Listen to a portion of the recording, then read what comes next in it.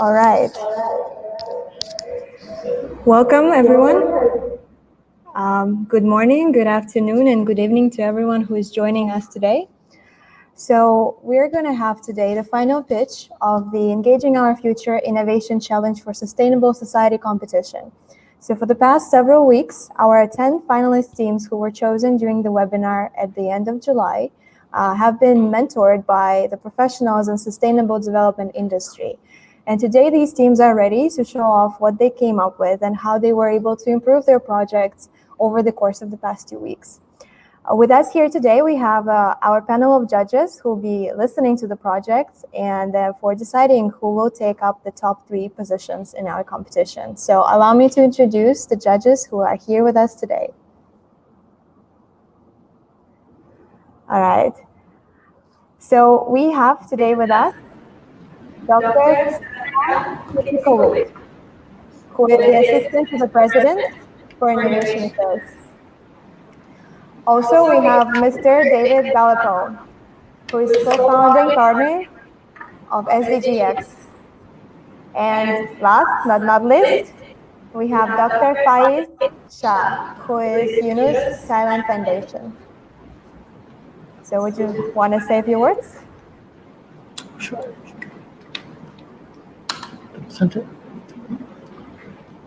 Would you like to say a few words? Just welcome everyone, and I hope that today you are gonna present some challenging and interesting things for us, and hope that everything will went well. Okay, it will go well. Okay, good luck for everyone. And I just want to say the same thing. It's a bit nerve-wracking being on that side of the screen and us on this side of the screen. But when you're speaking, be clear, be to the point, and I'm sure we'll come up with some good questions afterwards. And all the best to you. Don't get nervous. Just let it go. Well, yes. Well, of course, again, good luck with today. The good thing about this is that these are some fantastic ideas. And so there's just no reason to feel, in any way inadequate today.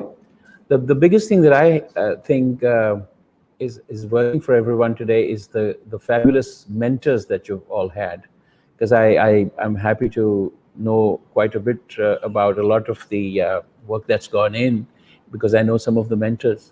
And so I think it's going to be a great competition, very high quality, and only the best person will actually take the top slot. So I'm really looking forward to this, and the very best of luck. Okay, thank you so much for our judges.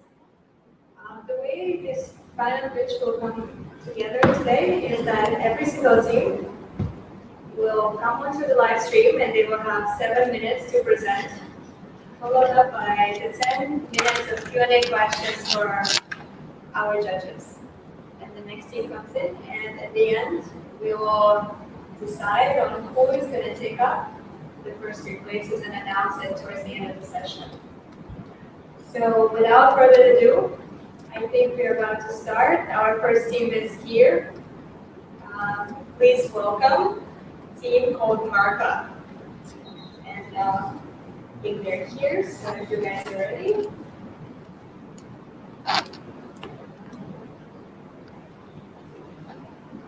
Good luck. Hi. Let me just take a moment to share our screen.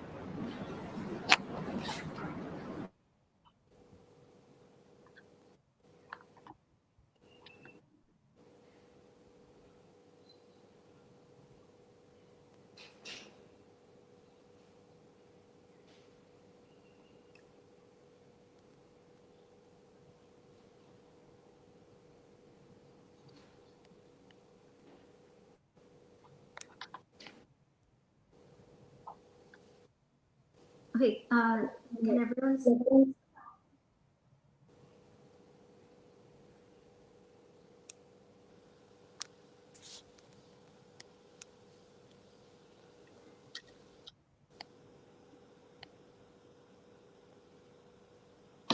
Okay. Should we start now? Or sorry, I can't really hear. Yeah, go ahead, Amy. Yeah. Go Okay. ahead. Hi everyone. We're Team Merca, Market for Carbon Impact. How much is 1 ton of CO2? If 1 ton of CO2 was condensed into a ball, the ball would have the size of a 2-story house. Now, in just 1 year, Thailand emits more than 280 million tons of CO2. Considering the atmospheric lifetime of CO2 is as high as 2,200 years, just imagine the air that our friends, families, and future generations have to breathe and live in. So, how do we reverse climate change? Or at the very least, take action to tackle this challenge? This is why we created Merca. Merca is an online platform connecting carbon offset partners that are carbon negative with businesses who emit greenhouse gases. Our platform allows this exchange of carbon credits to be simple and come at an affordable price. Our process works as follows. First, our carbon emission assessment experts assess how many carbon credits these COPs can offset each year. These carbon credits are sold to greenhouse gas emitting businesses, packaged with the required certification, along with the content that allows them to stand out among their competitors. The revenue from the sale of carbon credits are then used to fund our carbon offsetting partners, allowing them to operate profitably and sustainably. So how does our solution benefit everyone? For the environment, we're accelerating the progress towards a net zero carbon emission economy. Some of the emissions simply cannot be avoided, so we offer the option of offsetting them. For sustainable projects, we're providing them with a steady and reliable stream of income to allow them to continue doing what they're doing. For businesses, we're providing them with a way to have lower cost CSR projects while also creating measurable impacts. For society, we're pushing interests in SDGs overall. Let's take a bit of a deeper look into the SDGs Merca progresses towards. We have direct impact on goal 9, 12, and 13 through incentivizing businesses and carbon offsetting partners to offset and reduce greenhouse gas emissions. We also contribute to goal 1 by helping generate more income and funding for carbon offset partners. Goal 11 by encouraging a sustainable operation with carbon emission. Goal 15 by having reforestation as one of our carbon offsetting projects. And goal 17 by partnering with businesses with carbon offset partners to work towards net zero carbon emissions. Currently, we have generated interest and are in discussion with SEG, Midpon, and Bangja. We are currently drafting an agreement with Dr. Pumtipop from Kasetsart University as our carbon assessment expert. As for our carbon offset partners, we're working with Sitang Group and Chai Eastern Group. This is a mock-up of our prototype. We'd like to highlight that our key features include an easy and intuitive platform, fast business to COP matching, and a traceable blockchain-based ledger. We have done a competitive analysis on companies that are doing carbon trading similar to us. We saw that none of the companies currently are targeting the market where carbon credits are sold at a low price and have high local impact. That's why Merca positioned ourselves there to fulfill the market in carbon credit trading. We have identified 4 main competitive advantages. First, we are the first to enter the market in Thailand. Merca will be the Thailand first end-to-end carbon credit market with full service from business and COPs matching to accessing carbon and verify CO2 reduction. Second, our platform is transparent and auditable. Merca is a blockchain-based platform, so with the use of blockchain, we can make our platform traceable, secured, and decentralized. Third, we prioritize the local reach and impact amplification. And last but not least, our platform is easy to navigate, so businesses and COPs can easily use it. As for our market size, total available market of 2.3 billion baht per year, a serviceable available market of 920 million baht per year, and a serviceable obtainable market of 92 million baht per year. From our serviceable market, we have the potential to offset as high as 11.8 million tons of CO2 per year once we're fully established and scaled. Moving on to our business, we take a 15% commission on each carbon transaction. We expect to charge 78 baht per ton of CO2 that businesses want to offset, generating 9.2 million baht in revenue in the first year, which can offset to 118,000 tons of CO2. This is our timeline. We're currently gauging interest from both sides of the market. We will start developing our MVP platform along with the blockchain ledger next month and expect to launch in the beginning of 2021. Currently, we have 3 core team members specializing in business and technology, marketing, and finance, allowing us to cover all aspects needed to develop and execute our business model. We're also cooperating with 8 advisors from diverse backgrounds to help us refine our model and provide us the network to find more partnerships and potential customers in the future. Thank you all for listening to us today, and we'd like to now open it to questions.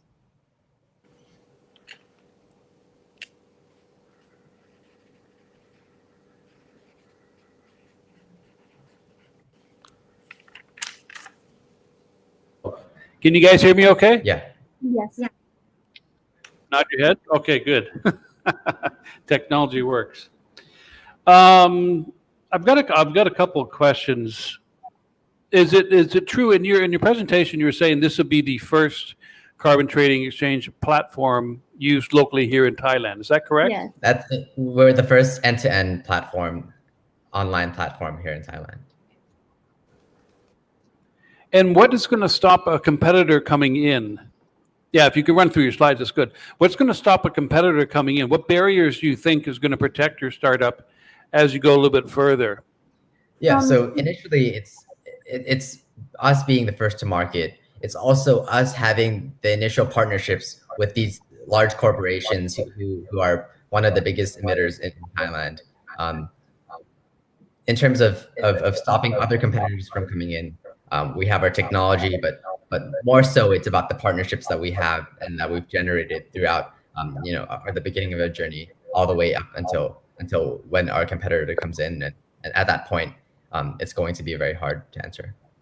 Yeah, and we also have the feature that is unique. So first of all, we mentioned the blockchain that makes us traceable and transparent, and we also have this matching mechanism for COPs and businesses to make sure that they're making the impact, and also that the business are satisfied with the impact they are making. So make sure that optimize the advantages for both sides. And just as a follow-up question on that, blockchain, are you using that more as a marketing advantage, or is it actually going to add a lot of value? As you know, blockchain infrastructure creates or uses a lot of energy. So how are you positioning blockchain in? Is it more of a marketing tool? And in your discussions with your, I think with the corporates that you talk with right now, is blockchain helping you sell the product? Mm-hmm. Amy, if you go to the last slide of the blockchain implementation in our appendix. So in terms of the blockchain, first you asked whether it's only a marketing ploy. I like to say that it's not. It's definitely not, because we've talked to corporations, we've talked to what they want, and one of the key features that they really want and they really need in their carbon credits is the fact that they need to be able to trace where their carbon credits are coming from.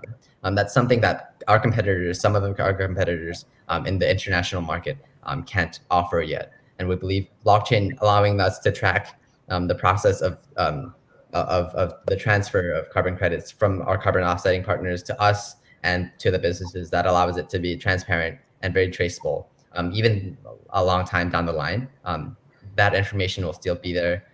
In terms of the energy, that was another point you brought up. We're looking into the use of Hyperledger Fabric. This is open source blockchain by Linux. It's the same tech used by IBM on some of their enterprise solutions. Fabric isn't energy intensive as other blockchains that you've heard of, like Ethereum or something like Bitcoin. because it uses a voting-based consensus algorithm that uses much less energy. So it doesn't have the same energy usage concern as your normal blockchain. Good. Thanks. Okay, just a question for your team. Why it has to be your team? Okay. Amy, do you want to go back to the team? Who would like to answer? I can answer that. So we created Merca, and our core team consists of the three of us, is because we feel that we come. I'm sorry. We could not hear you clearly, so we're gonna. Could you repeat it again? Oh, sorry. Can you hear me? Your microphone, your sound on the microphone level on your side is, I think, is very low. So that's why we have to. Could you sorry please about that. repeat again? For just the woman, at the right? Yes. Yes. Can we have Bam answer instead first, and while Amy figures out the microphone issue?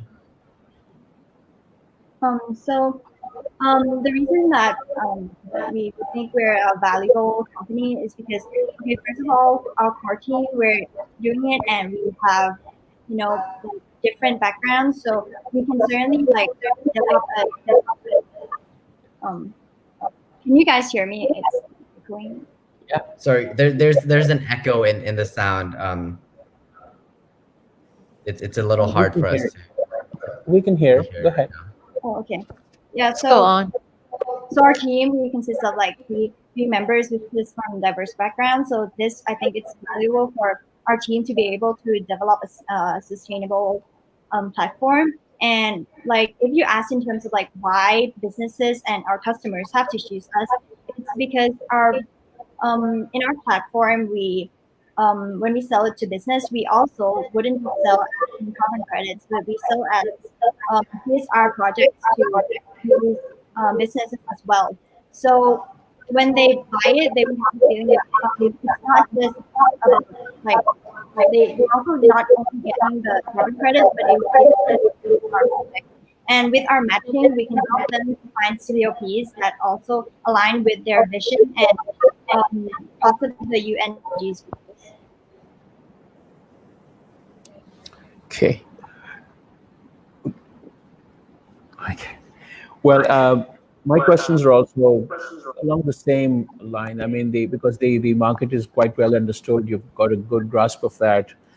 I'm still a bit unsure about exactly who your customers are. We've seen the big ones, but you talked about the low cost, high impact population in your graph. So just a little bit on that. Who are your customers, number one? And how are you going to sell your product to these particular people? What selling strategies you have compared to your competitors? Maud, do you want to take that? Okay, sure. Amy, do you want to try if your mic works now? Hi, can you hear me clearly now? Hello? Okay, I can take it first then. So primarily our customers, right now we're in discussion with these three big players because we believe it will allow us to get more other players down the line, smaller players, smaller businesses. But our primary goal is to be able to offer our product to a wide range of businesses, whether that's small to medium enterprises or these large corporations. Having this marketplace, it's easy to interact with. It's easier to enter for small businesses. They don't need an in-house CSR department. So even the business owner themselves can come into the platform and sign a deal with us. So this is we're open to small businesses. Our costs are low. The next question is how. Yeah, that's okay. So small and medium enterprises who more likely will not already be participating in a carbon market, right? Good. Yeah. How do you wish to approach them, and what's your sales pitch for these guys? Very briefly. Yeah. So first of all, initially we like to target the larger corporations, and we do that through our partnerships and through our advisors, who have a wide range of connections with these businesses. Once we have the large corporations on board, we believe that down the line, in a few months, government will be on board with our these SDG goals and with progressing towards climate action. We believe that once that happens, we'll be able to target the smaller players, and they'll be more incentivized, whether that's from pressure from the consumers, pressure from the larger players, or pressure from the government. So I think it's a combination of all three. Great. And second question was about you've mapped your revenue rather well. I mean, it's quite clearly defined. Any thoughts on how much it's going to cost you to run this thing? What's going to cost you to set up the app and then sell it, and then basically the cost of sale? The revenues are fine, but how much is the thing going to cost you? Okay. Sorry, can you hear me clearly now? Can the judges hear Atiya?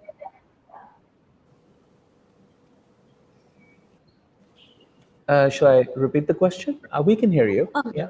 Okay. Go ahead. Okay. Yeah. So, Go ahead, please. okay. So this is our initial financial model, and it's certainly based on some assumptions. But as you can see, we have our projected revenue and profits and cost of goods sold listed on the chart above.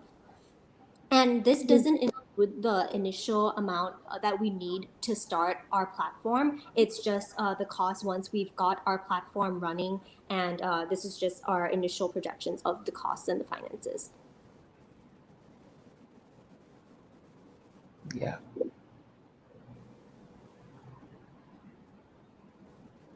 Right. But you seem to be running at a loss. It's quite. I was worried about, these things cost a lot to run. That's what we know from, and you know as well. And now that I've looked at your financials, yeah. So where's the profit break even here? So the profit break even is seen on over here. This is the tons and the revenue that we need to given our fixed costs. And just to give you a perspective on the number of tons, the number of tons businesses emit, range from small businesses from 5 digits to all the way to 7 or 8 digit tons. Okay. Great. So 12,000 tons or 13,000 tons is not a very challenging number for us to hit. Okay. Great. Thanks, guys. And you've kept to time, which is, there's no marks for that, but still, that's good to have. You guys have any additional questions? Love to answer them. We're over at the times for the next one. Thanks, guys. This was good. Very nice. Do we have time? Yeah, we have 2 minutes. Oh. For the next one. Thanks. Thank you. Thank you so much. Cheers. Good luck. We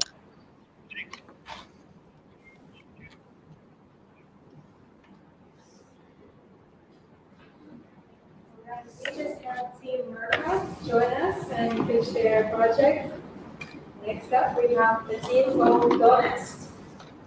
So, then come in.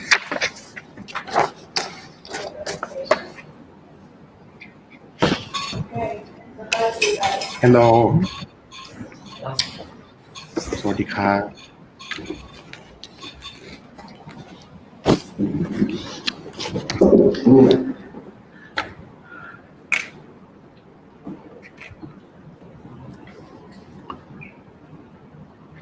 Okay.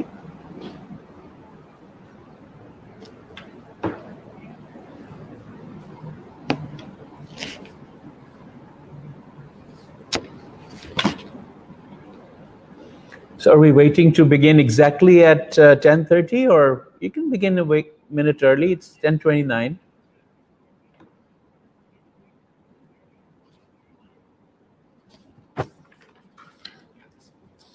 Yeah. Can I start now? Go ahead. Okay. So thank you very much for our great introductions. Good morning, ladies and gentlemen. We are Donest. I have a story to tell you. There are lots of people out there facing these situations that they might need help, like this poor kid and the others. Nowadays, if we want to help them, we can do it in two ways. First, donors can make it through the campaigners. In this case, campaigners means a person who wants to create campaigns to help people, or through the foundations that is registered legally in our countries. However, no matter which way we choose, it feels like we are facing the wall. Donating money via bank account, it comes from many people. We cannot track or even know how much money the campaigners get in total. Also, we won't know how did they use that money. Did he use that money as we intend they would do? That's why there are many opportunists acting like a thief, takes this advantage out from the recipient. So it means that the recipient won't receive the money that they should get. It is a very big problem as Thailand is ranked 11th in Asia for money online fraud. That's why Donest come in to solve these problems. When the donors want to donate money, they will make the transaction through Donest applications, and that will allow us to know the exact amount of total income of campaigners. After using the money they received as expenses, they need to inform us the details of expenses and also need to upload the evidence of costs such as receipts. Donest use the rules that the total income must be equal with total outcome. Therefore, if it happens, it means that no money is leaked out of these cycles. There are 5 simple steps of this process. First, if the campaigners wants to create a project, they can fill in the form we provided and click Create a Project under our terms and conditions. If everything is well detailed, we will approve that project. Then, the campaigners just share the link on the social media. With only one click from donors, it will lead donors to the project information page in our applications. It contains of many details such as campaign details, campaigner's contact, and plan. We also have the limitation of donations for campaigners to receive the amount of money so that nobody will become rich from donations. After entering amount of money, you will be proceeded to the payment method, which there are many choices for users to choose and pay easily. Last page in the process, which is our main function, it will show you all of the transactions with cooperations from donors and campaigners to show you the total income and how the expenses they use with this project. Let's look at our market size. In Thailand, the amount of money spent in donations is about 70,000 million baht per year. Just think that we are only get a 1%, it equals to 700 million baht. Still, we take 0% of each normal transactions, while many other websites don't. It is not necessary that we need to lose the money that they should go to the recipient, to any company like us as a commission instead. This is a comment from users. In our business model, even if we are non-profit organizations, we should still be able to run this company by ourselves. The cost structures will be host and server rent per year, employees, which includes salaries and social welfare, public relations, and marketing plan, which can be summed up about 1.2 million baht per year.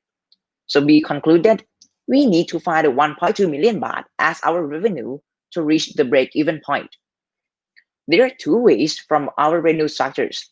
First is a sponsorship, but the others is fee services from company donations. To explain this, imagining there are company A working on energy industries. They have a budget left for donations, but they do not know which project or foundations they would use that they can trust to use the money in that company. Donest will step in and help provide donations so that these companies to get the project they want, and also making public relations so that the world would know good things that this company has done. We will provide donations and public relations. We take only 3% of these services from the companies that contact us directly. Just for the calculations, means that we need only 40 million baht from the companies to spend with us so that we would have the revenues enough to get to the break-even point. Why we need to have Donest or even a donations? Our main SDGs problems goals that we need to fix. At the first, it tends to reduce inequalities. Thailand wealth inequalities has been ranked to be the first in ASEAN and fourth in world ranking.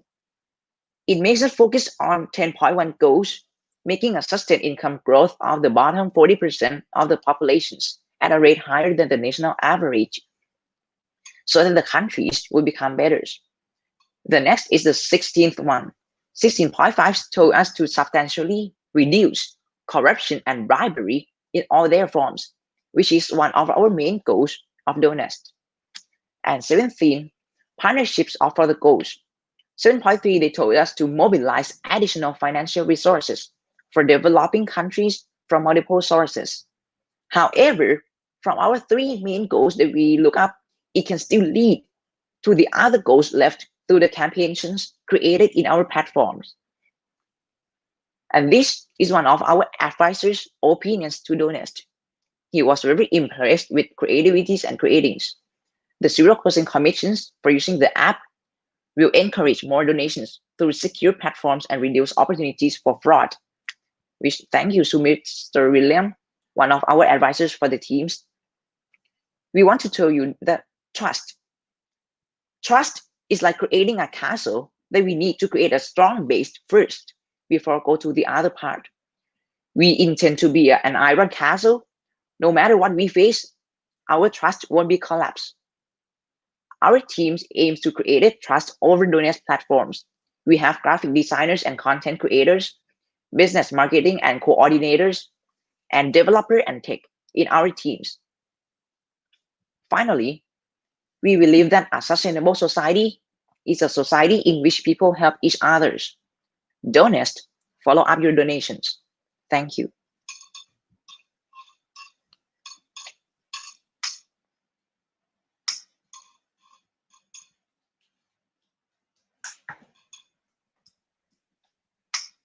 Thank you for your presentation.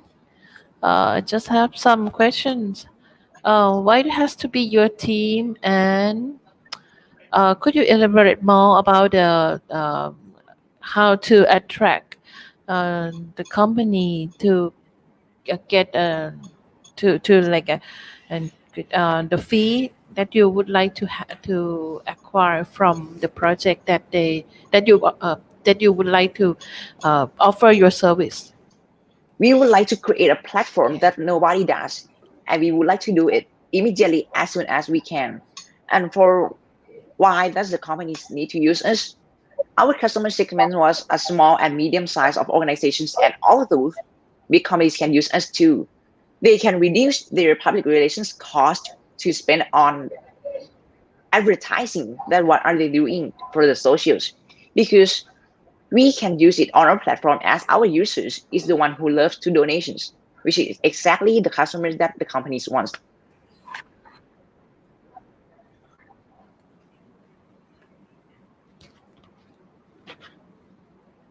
And How do you, for when a donation is made, how do you plan on and for delivering? 3% fee services, we have making research that 40 million baht is possible. For example, and in the COVID-19 through these times, Coca-Cola, just even one company is just like Coca-Cola.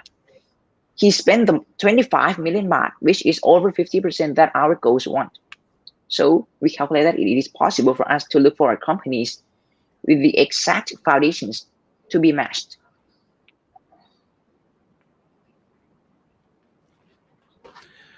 When a cash donation is made, how do you get the cash to the person? Our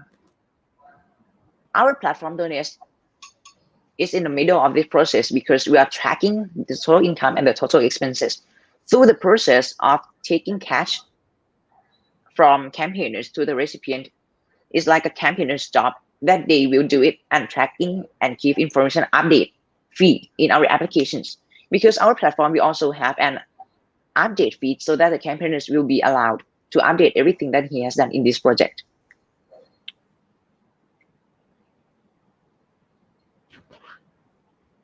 So the campaigner puts the project up on your platform and then does the advertising and then collects the cash and then delivers the cash? The campaigners need us to approve their project that they fill in the form so that we can check how possible and how to reduce the fraud chance. After that, we use the campaigns will be shown up in our platform so that everybody who want to donate can notice that. And the process of bringing cash will be from campaigners to the recipient directly. We will not be involved, but we will be the one who shares the update feed to the donors that donate this money.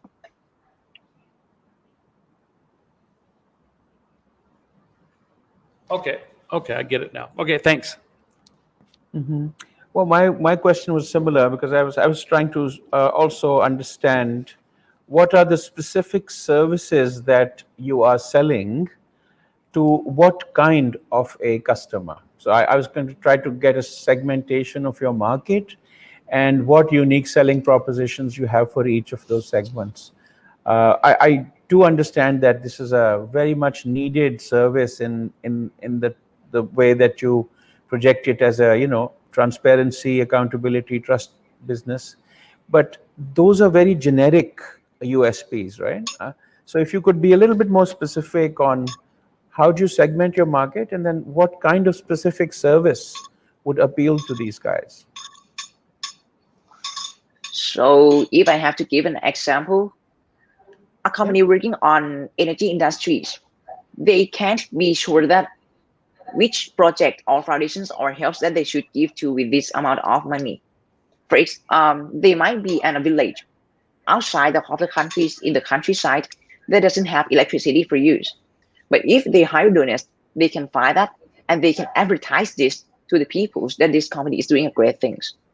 Our customer segment would be a small to medium size of organizations that doesn't need to pay a lot of public relations costs and can reduce it by using Donest. Right. So there's a kind of a, if I've understood properly, there's a project financing or project investment side to your product, and then there's an individual charity side to the product, right? So I've seen the project side of it in your slides, that there's going to be donations that support rolling out or running projects. But what I haven't seen, except for the first slide or two, the individual charity component, because the number you throw out is the 7 billion baht that is given out to charity. So that's the charity number. So how are we connecting project finance to individual charity, to project investments, to individual well-being? So a little bit on that would be useful. How are we connecting this? The business model seems to not directly address individual charity. The 70 million baht market cap I told you is the total summarized, the total roundabout summarized from TDRI for not only money that donate to charities, but also people to others, like a campaign that celebrities organize it. Right. Now, so a little bit clarity on, what kind of money goes to what kind of thing would be nice to have, perhaps. And then the last bit on this is you're of course setting up as a non-profit organization, right? Yes. Why is that? If there is a commission that we talk about, then where's the commission going to go? Is it just to cover your costs? Or yes. So I'm unsure about how the commission is treated in your non-profit context. as I have been said earlier, even we are nonprofit organizations, we still need our own business models rather from taking only from sponsorships. So we have come up with this idea. So it is the way that we can stand up by our own. 3%, we need 1.2 million baht per year, right? So if we calculated it back, we only need 40 million baht as a total summarized donations that we received. So that it will be 3% of 40 million baht equal to our break-even point. Right. Yeah, I was just trying to see why a nonprofit then? Why not a social enterprise? Mm, You said you Maybe need the it- money to run the operation, right? Yes. And there will be surpluses. Under most non-profit legislation, you're going to be stuck with a lot of money you can't spend. Why not get yourself into a different kind of corporate structure? Just a question to the team. Have you thought about it? Maybe it was our things to be considerations, to be change our platform of organizations from nonprofit to others. Okay, it's good. We still have 5 minutes. So.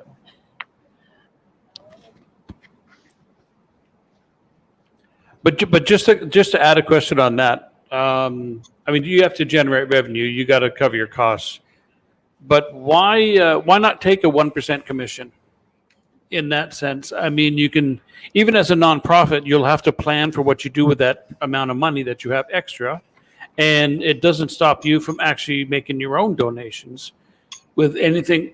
Excuse me, with any revenues that over cover your costs, your expenses. Why not charge 1%? Because if we charge 1%, we will need a large amount of revenues from the companies, which can be calculated, right? 120 million baht from companies, which we seems it would be so that hard for our platform because we're just opening. But in the way, 3% is an exactly number that we calculated from 40 million baht is possible. Like I said before, we have searched for the budget of donations from many companies.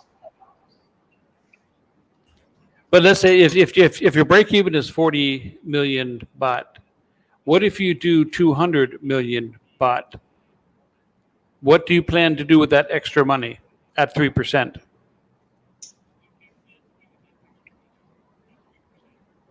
Um, 40 million baht is the money that donates from companies through us to the person who really needs it. But we only receive only 1.2 million baht to break even point our cost. So still now, we only receive 3% from 40 million baht. True, but if more corporates want to put money through your platform, or at 40 million baht, are you going to stop asking for money from corporates? We have been thinking about making a foundations so that we can be able to, for example, if I am a donor and I have donate money to the campaigners, which is not a foundations, there are the ways that they can get tax refund as same as donate to the foundations, which is we are going to be the person who stands in the middle. The donors donate money through our names, and the campaigners use our names to receive the monies. But the money still go over us from donors to the campaigners. So the campaigners will receive the tax refund under our foundation's names. We are going to use the money with these foundations and create a sudden project in case there are emergency cases that needs our help. Okay. That's good. So are you going to charge yourself a 3% commission also when you create that foundation, and then you leverage your company's reputational assets? So what happens, so this is a complicated kind, you need to think about it. It's interesting, and I will say that there's a lot of demand for this kind of a service. So a little fine tuning here and there should help create a very nice product. Good from our side, yeah. Yeah. perfectly on time Thank as you. well. Yeah. Thanks, guys. Thank you. thank you ขอบคุณครับ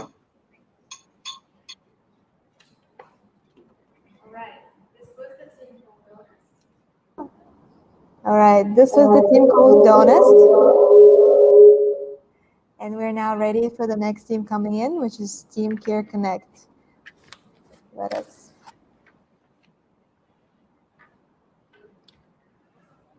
That's Jeff. Nice.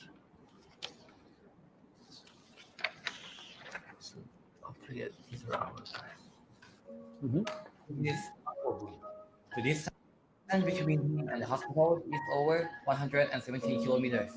He would have to take a 3 hours road trip just to see a doctor. He has neither the time nor the money to make the trip possible. There's no sound, huh?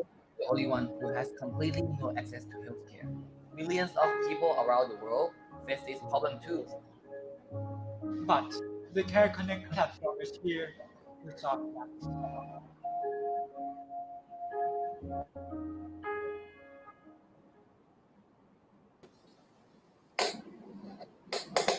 Good morning, judges, ladies and gentlemen. The real problem is that people see healthcare as a hassle. There are three main reasons behind this. Distance that keep patients and hospital apart. Money that prevent people from affording a proper healthcare. And confusion that causes hours of delay in the process. All of these make people struggle every time when they need to go to the hospital. Many say that hospitals are the last choice when it comes to medical treatments. People like Uncle Boon would choose to go to the monks first before he even see a doctor. COVID-19 have made it even worse, as people are afraid to leave their house, are afraid to go to the hospitals. All of that causes a huge gap between the patient, doctors, and the patient's family, making it impossible for them to take care of one another. With the belief of health is real wealth, we came up with a solution, a good solution. We should bring up proper healthcare closer to your user home. And a good solution would eliminate the distance, the money, the confusion that required for healthcare. And a good solution should improve our society in a more sustainable way, following the SDGs. A good solution should connect the doctors to patients and patients' families. To do that, we created the CareConnect platform. The purpose of our platform is to allow users to access healthcare with just their fingertips. The main components of our platform is our telemedicine application. It can do anything from real-time video conference with doctors appointments, and also medical supports. And it can do many things and a lot more. From now on, Uncle Boon will be able to talk to his doctors every single week without going to Sirirat hospitals. Furthermore, we would like to make our platform a full loop, which is why we allow doctors to prescribe medicines for Uncle Boon and have it automatically delivered to the patient's home with our systems. To this point, some of you may ask, what if Uncle Boon did a further diagnostic, like blood pressure measurement? This is where we introduce our kiosk, which we call it diagnostic center, where we will replicate the basic diagnosis from the hospital, but in local community center, so that people wouldn't have to go all the way to hospital just to measure something. But this means that people like Uncle Boon can just go to his local medical center in his area to measure his blood pressure and send to his doctor.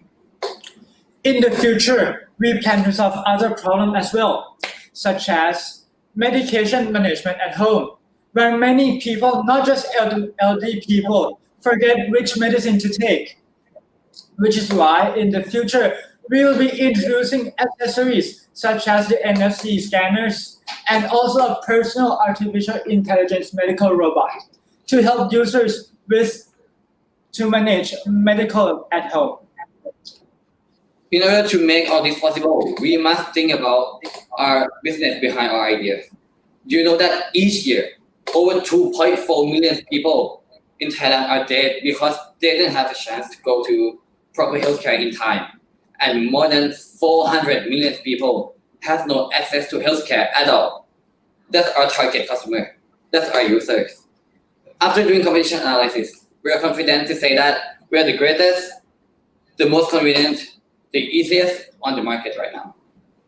To sustain our ideas, we have a couple of revenue streams in our platform, such as hosting fees from pharmacies and clinics in our platform, small commission fees from every medication orders, and also advertising fees from big corporations such as BDMS or BGRIM, as we are able to reach over 2 million potential customers every year during our final phase. Just to make it clear, we only make profit to sustain and expand our concept, not for personal gain, as we focus on the social impact that we can make. To launch this project as soon as possible, we plan to partner with other big organizations and companies so that we could utilize their existing infrastructures. For example, we would partner with Chulalongkorn hospitals and other hospitals for them to support us with the medical field. We would be reaching out to Thai Post, Courier Express, so that we can have them to deliver our medication from hospitals to home. Last but not least, we would also be reaching out to cities like Khon Kaen and Phuket, as they have the policies to support startups and ideas which focuses on smart cities and smart developments.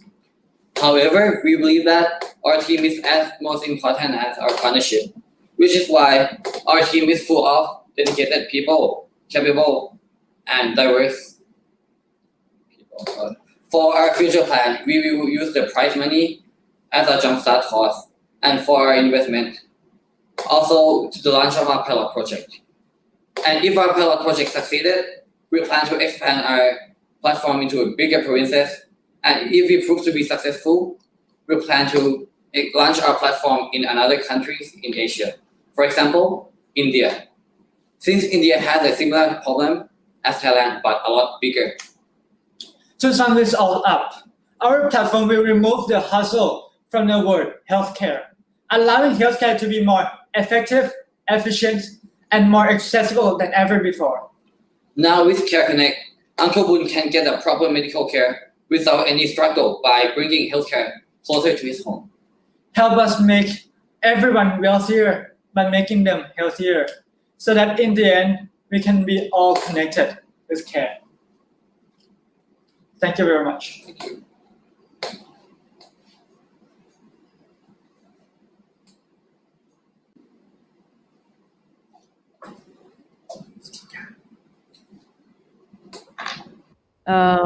How can you reach the target group? Since I think that the target group is not like the one who can get easily access to anything. So how can you get to the target group that you mentioned? We see the diagnostic center as the key for them to test our platform. So the diagnostic center will be placed in local community centers with people to facilitate and with people to introduce our diagnostic centers to them. This will allow people in rural areas to use our platform, even when they might not have a phone. For example, in Thailand, we already have like a local communities hospital or like a small unit, some kind of things like that. Is that the place that you're gonna put your facility, your platform on? Thank you for your question. That is a great question. We plan to put it in those places as well, but we also plan to put it in Thai. We call it Obaj. It's like a local community center. Yeah. And when we put it there, right, sometimes people see hospital as a place that is infected, or they don't want to go to hospital. They can just like go to this place which is closer to their home, and they can just go there and talk with the doctor in real time, and the nurse there can they will do the basic diagnosis for them. To add from what my partner said, they will also be able to talk to their doctors, which might be in different cities or different provinces, and that is why we will differentiate from the service in the medical centers. Mm-hmm. Have you talked with any users in that sense? I mean, have you done a field study, a marketing study, where you've talked to 500 people in a village or in different villages that would use a product like this on one side, and on the other side, have you talked with any institutions, hospitals, doctors, on if they would even use a system like this? Okay, we have talked to a small group of users in rural area whether they will accept our solution or not, and they say it depends. It depends whether the real implementation works, and if it is, then they will. Furthermore, we also consulted with people of expertise from this field, and we also gathered all the research in this particular field so that we could see the insights of how people will accept this kind of technologies. I hope that answers your questions.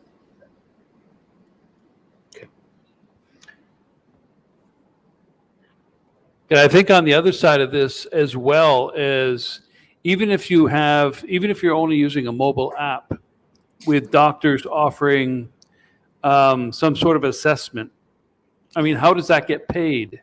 What is the financial mechanism of the payment systems that are going back and forth as well? For people with a smartphone, they can connect their credit card or debit card into our application, which we will connect with a local payment gateway in Thailand, so that we could bill them and to the credit card and send that fees to the hospitals. Yes, so we are like the middleman that hold the money at first when it comes to us, and then we cut the commission fees, and then we send the rest to them. Yeah.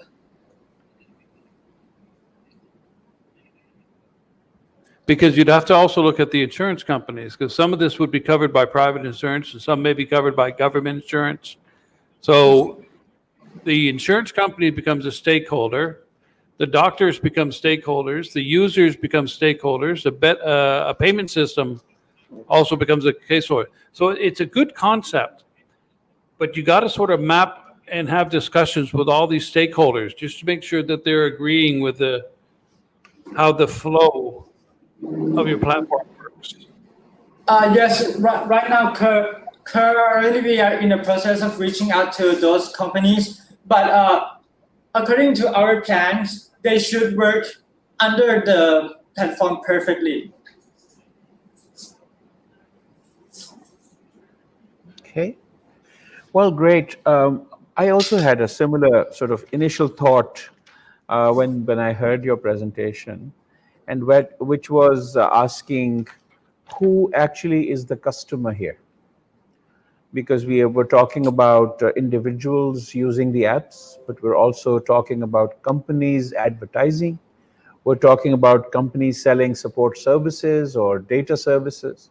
We're talking about a number of services which require supervised expert care, including diagnostics. So there is a number of customers at play here.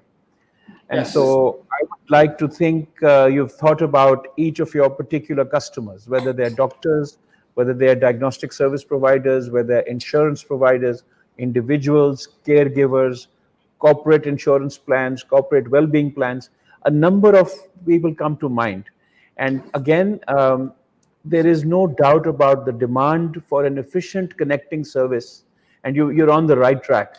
But I wasn't quite clear in the presentation about who your particular target clients are and how you've structured each service to respond to each of these client segments. So if you've thought about it, great, let's hear about it. If not, please do give it a quick thought. Okay, thank you for the question. That's an excellent question.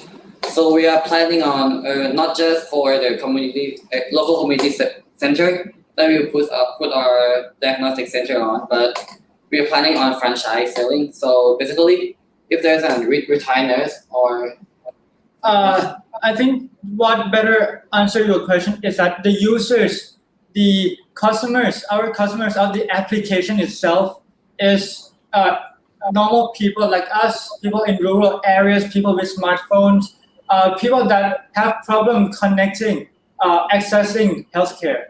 But also for people that support our system, such as doctors, hospitals, clinics, pharmacies, they have another system, the back-end system, which would have the permission to manage the details of the doctors, manage how they will communicate, when they will communicate. And for companies that advertise on our platform, or companies that sell medication through our platform, then we will also have another web-based platform for them to manage their stores, manage their advertising, their advertisement. I hope that answers your question as well. Partially, but now you've added another complexity to it, which says that your application users are your primary clients. And Yes. At the same time, you say that this targets the underserved populations, people who need but do not necessarily have access to a good healthcare advice and services. Now, we all know that not everybody that will have access to your application will Yes. represent the underserved population that you mentioned.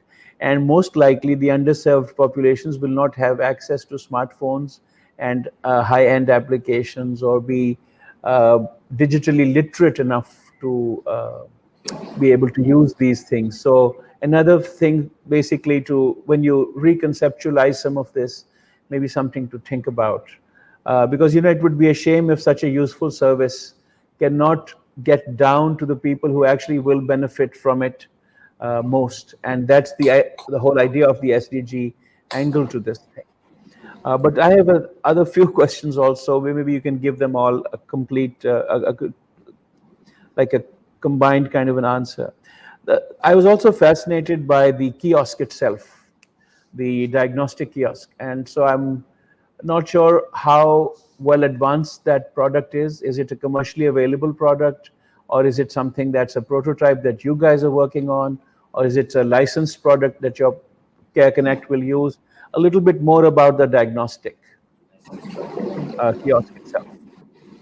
Okay, so basically, our kiosk, we will provide that in the rural area at the local community center as our main part, and we might also put it like somewhere with a profession. Is the product ready? Is the product ready to deploy? Yes, it's actually licensing deals between us and a factory in another country, which they are ready to deploy. Very good. Okay. Yes. To answer your first question, whether how will we... One thought for you on the diagnostic, gentlemen, might be to use the diagnostic kiosk as a product in itself.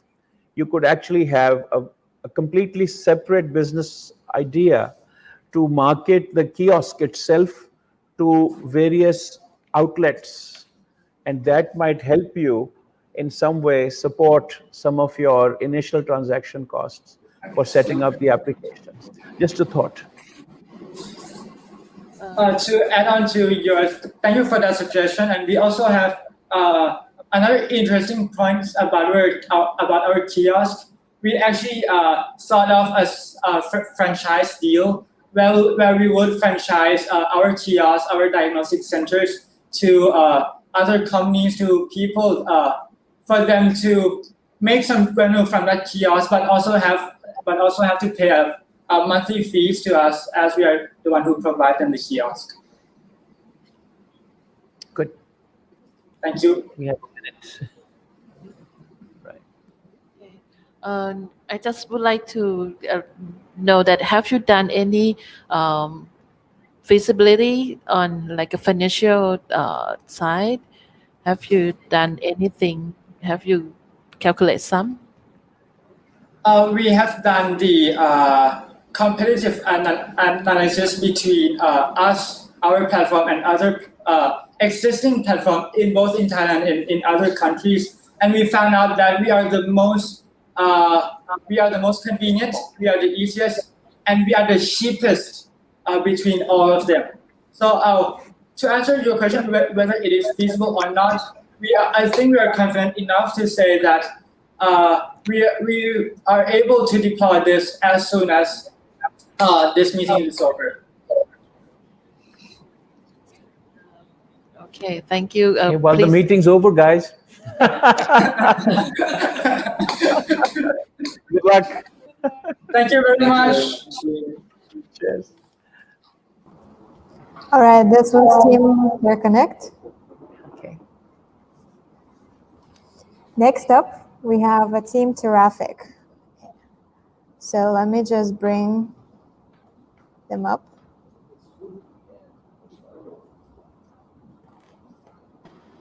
Quite a big team.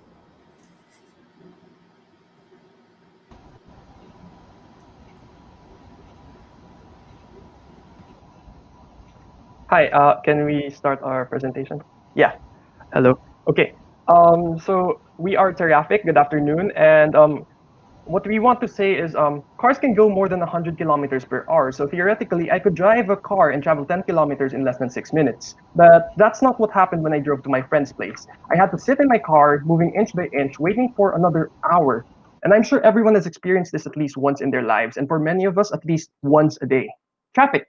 It's a personal issue that has been troubling us a lot, but congestion is an issue everywhere. It's present everywhere.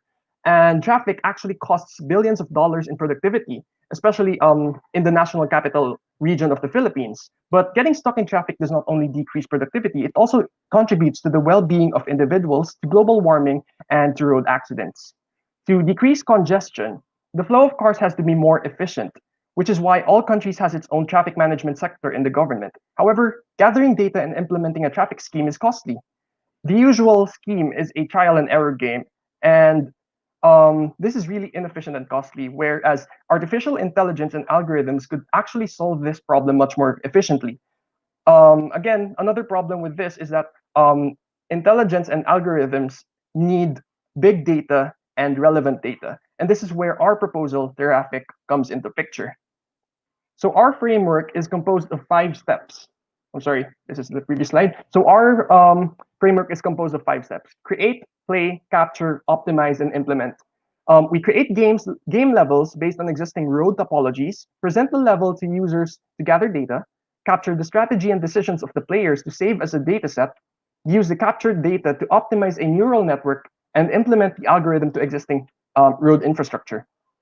So the game concept presents traffic management in an interactive and visual way and scores the players based on his efficiency in traffic management. The core game elements are the traffic lights, which are directly controlled by the players, the cars, which automatically follow the traffic signals towards a randomized destination in the game level, and the game starts with the 2-minute timer, where the player has to pass as many cars as possible. The points awarded for each car depends on the time spent in transit. So our unique value proposition is to gamify, which is to establish leaderboards and achievement systems in partnership with the logistic transportation companies like Grab, Uber, and other things. These achievements will then be incentivized with vouchers, points, and partner companies. And we will also devise with our partner companies a training and certification system for the drivers they employ. With regards to financial feasibility, Teraffic aims to profit mainly through 3 channels, and these are government, private companies, and Teraffic users themselves. We aim to sell our data to the government in hopes that they use this knowledge to improve the country's current traffic situation. And we also want to land a done deal with these companies to allow us to sustain the business, as this will pave way for the integration of incentives as a reward for our game. So to kickstart our business, Teraffic would be requiring a total budget of $27,600 or $4,600 monthly, which means that we will kind of kickstart this project within 6 months. And the way we project our revenue is that in 2021, Teraffic would have 60,000 US dollars in revenue. In 2022, around 50,000. 2023, 130. 2024, 250. So the technical feasibility of our campaign of our project is that we currently aim to go live with a single district in the 6th month of our development. As time goes on, we see more of these districts, more stages, and these are to grow exponentially, replicating new streets and creating new levels. The team that will carry out this project is the complete package. For operations and development and data analytics, we have specialists from electronics, automation, and industrial engineering. And for our marketing, finance, external relations, we have undergrads from economics. Thank you.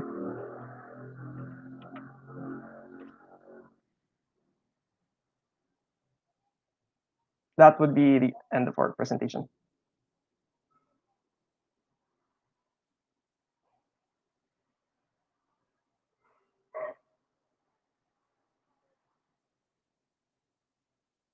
Could you explain again that how you're gonna solve the problems? Yeah, with your game. How the problem will be solved using our game? Okay. Yes. Janus, would you want to answer that? Hello. Is it clear? Can you hear me? Yeah, it's clear. Okay. So basically, we want to solve the problem by adapting traffic management systems to the dynamic flow of traffic. How are we going to do this? Using a artificial intelligence algorithm, which we're going to train using the data that we get from the game. So the game is going to record the user's decisions in routing traffic based on a score. So we can actually monitor the quality of our data based on the score of the user. So recorded play sessions with a high score would mean that the user routes the traffic flow optimally, and we can replicate that using the artificial intelligence network during the optimization stage of our workflow. I hope that answers your question.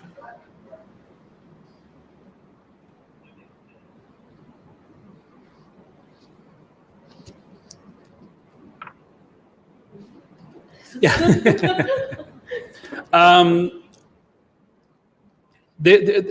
The only difference I see from a Siemens or a Bosch traffic management system is that you're crowdsourcing data scenarios to train your algorithm. Yes, sir. And why? But if that's the only difference, because the algorithms that you do, unless you're preparing or creating proprietary algorithms, and I can see how you can maybe license those algorithms out to make a revenue model. Crowdsourcing your data sets is interesting, but you would have to do this on a continual basis, because your scenarios would have to be, you'd have to have a certain amount of data to actually train a proper algorithm that can look at the different scenarios. But I'm just saying, how are you going to go up against Siemens? How are you going to go up against Bosch? These are the major suppliers of traffic management systems right now who have been doing this for 20 years. And they have a lot more resources and everything else. So what gives you the competitive edge? What's going to make you different? Why is the government going to buy your service and replace a multi-million-dollar Siemens system that they've got backing up their traffic management systems?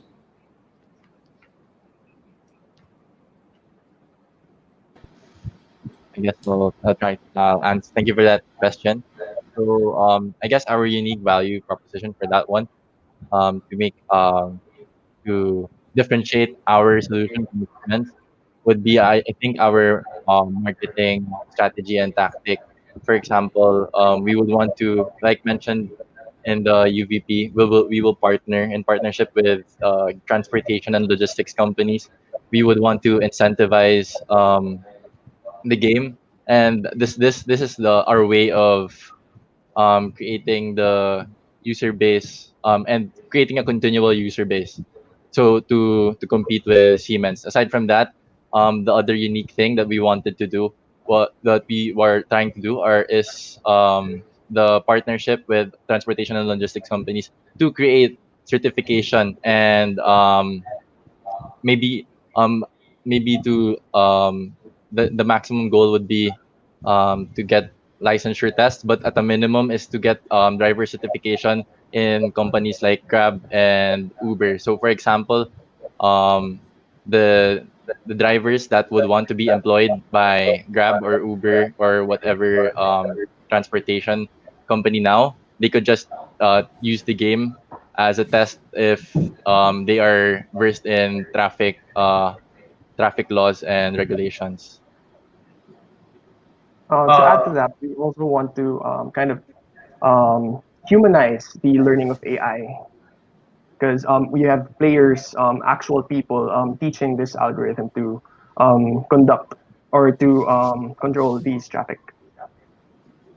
Hello. Could I also add something? So basically, our competitive edge is the inexplicit way we program our algorithm. So the conventional methods of smart traffic systems is well explicitly programmed, but traffic in itself is a dynamic flow, right? So we're using our algorithm. If we scale it in a higher way, the and basically the performance of our algorithm per se is really just based on the quality of our data, right? So if we upscale, say for example, not just one district but multiple districts, using the artificial intelligence method, we can actually make inferences and route traffic exponentially better than an explicit program would, which is our end goal, hopefully. So yeah, I hope that answers your questions. Well, I'll tell you what. I'll give you a bit of a tip, because I know quite a bit about this. You should don't look at complete systems in that sense, but you should be looking at bottlenecks. So if you're looking at Manila, or if you're ever looking at the city Jakarta, it could be any of the major cities, focus on the bottlenecks and focus on the redirection and this type of stuff. And there's 3 or 4 different types of algorithms that can help you with that. And gamify those. Because then if you're working with the major delivery systems, whether it's Carry, Uber, any of the Food Pandas, any of these types of things, and work with a subset of them to have them redirect around bottlenecks. So it'll lighten the load on the bottleneck, and you may have a better way of managing bottlenecks. And I think that is a sellable model, because it's probably a layer, an application layer that you can put on top of a Siemens system that actually makes it better, because Siemens systems are a unified system. They look at the whole city, or the whole infrastructure and everything else. So I think that may be an interesting area, and it will help you when you're looking at your gamification. And when you gamification, I mean, the city of Manhattan, can you imagine trying to gamify that? And I know Manila, with all the construction, because you got construction popping up and down, especially up around the airport. These things are going to change every day.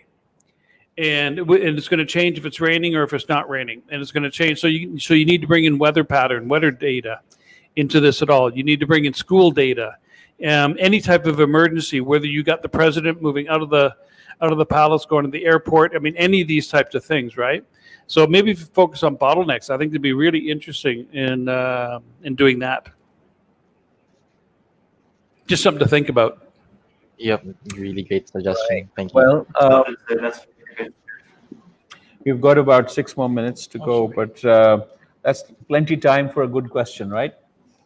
So, well, coming from this sort of very scientific perspective that David has to a completely, average citizen's perspective.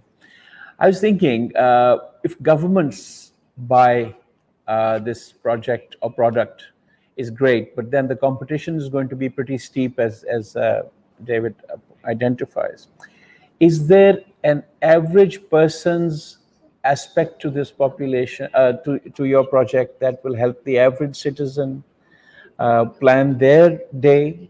Is there something in this product that can be sold to other people or other entities than government or large traffic management authorities?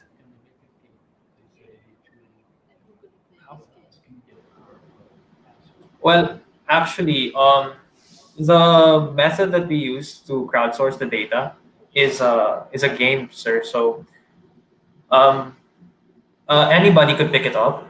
Anybody could attempt our levels and get their scores. I understand technically, yes, but I'm saying as a product. I mean, we're trying to create this whole thing as a business, right? So since our primary customers in the way you present the model are large institutional buyers who would have some uh, advantage in smoothing traffics and controlling mass people flows and so on, which would mostly be transit authorities, government agencies, so on. But I was also thinking, is there a business side for the average citizen? Think about it. I mean, you don't have to give me an answer, but I thought uh, that's something you might want to. The second thing is connecting the driver certification to this whole model of enhanced traffic flows, time saving, comfort, and so on. How does the certification idea fit into the larger business model?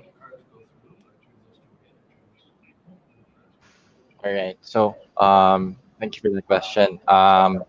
So the certification model is to actually provide what you mentioned, the business benefit for an average person, since but also for the large institutions. So with this easily accessible game, um, anybody can practice and be aware of the traffic rules and regulations of, and like experience it in a fun way, the rules and regulations, traffic rules and regulations of a city or of a road network or a country. Yeah. And then this would also be an avenue for them to learn and be able to be certified, and for example the partner companies that will be working with, so that they could be employed as a Grab driver and an Uber driver.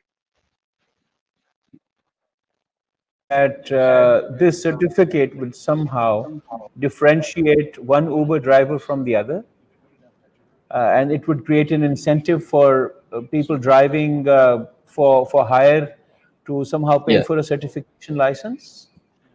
I was trying to grasp the business case for this. Why would somebody want a certification? And how would that certification lead to employment or opportunities as a driver? But most importantly, how the certification fits into this larger idea of smooth traffic flows and so on as a product. I'm Okay. trying to get my head around that. All So right. there's So this logical consistency that needs to perhaps be explained at some point in time between the two product lines. They can be completely unconnected product lines, but if you're presenting them as part of one pitch, I was trying to get a sense of how they connect. Yep. You don't have to give me a complete answer, but maybe there's something that the team wishes to look at and make a more coherent business case, particularly for the licensing product or for the certification product. Yep. Okay. Yeah. So basically, yeah, we're still looking deep diving into it. But the thought process was, the certification was to um, invite more users. For example, Grab, Grab and Uber, we know for a fact that they have requirements for drivers and they have these tests that they have to pass. And um, and partnering with them, this would be an easier way for drivers to get a hold of these tests, and this would be an easier way to learn and master these tests and to be able to be employed with these companies if they wish to. So that was our thought process, to invite more users, and um, at the same time, it was also to develop, also to also give more incentive to the companies to partner with us, since we'll be doing them a favor of basically outsourcing their testing procedures and their certification procedures. Okay. Great. Thanks. And we're out of time. Thanks, guys. Thank you. Thank you, guys. Thank you so much. Good luck. It was a pleasure. Thank you.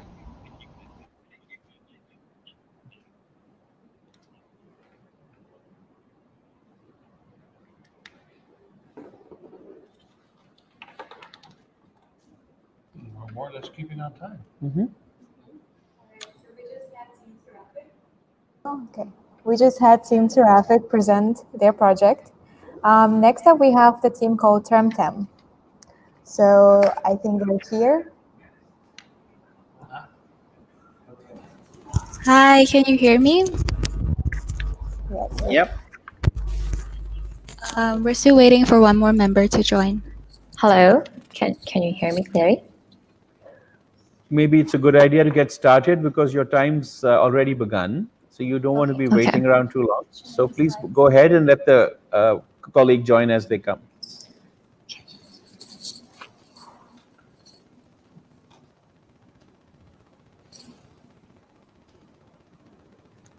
Can you guys see the screen? The presentation. Okay.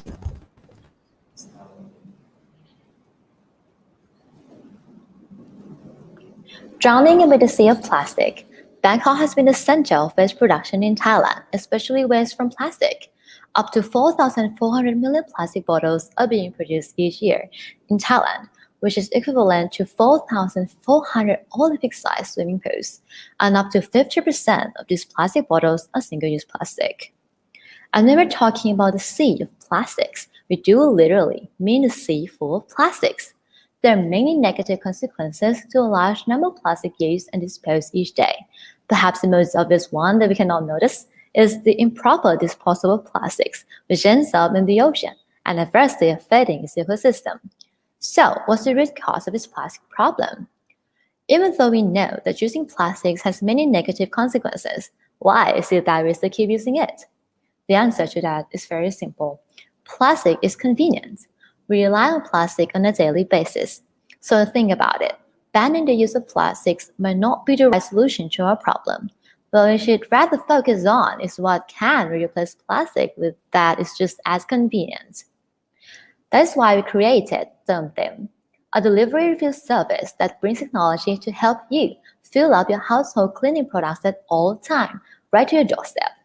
This new convenient service can not only save you budget, but also save the world by reducing carbon footprint from single-use plastic. We are positioning ourselves as environmentally friendly business that is also convenient for customers to use. More importantly, Donest is not just simply reducing the number of produced plastic bottles, but we are changing consumer behavior to align with SDG goal number 12 about responsible consumption and production. For example, Termtem is directly addressing target 12.5, which talks about reducing waste generation through prevention, reduction, recycling, and reuse.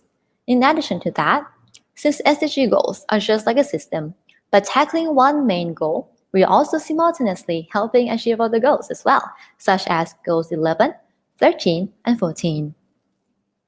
This is Kun Fa. She's a working woman with a fast and dynamic lifestyle. She has many activities and does not have a lot of free time. Therefore, she values anything that is convenient. But at the same time, she always feels bad whenever she has to throw away any plastic and thus wants to reduce the use of plastic. Currently, we have segmented our market into 3 types of customers: No Green, Easy Green, and Go Green. Kun Fa is considered as an easy green person, a person who is environmentally conscious but still values convenience. Up to 66.3% of people living in condominium and dormitories are easy green, just like Kun Fa, which translates to 800,000 people in Bangkok. File process, an easy-to-refill method via Line official account is used, since Line is already in everyday use for the majority of the society. Users are allowed to customize their own type, capacity, amount, including payment method with one-stop service in-app purchase.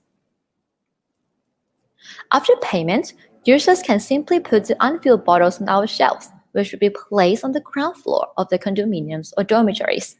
For smaller buildings, users can merely leave the bottles to our partner residential moderator.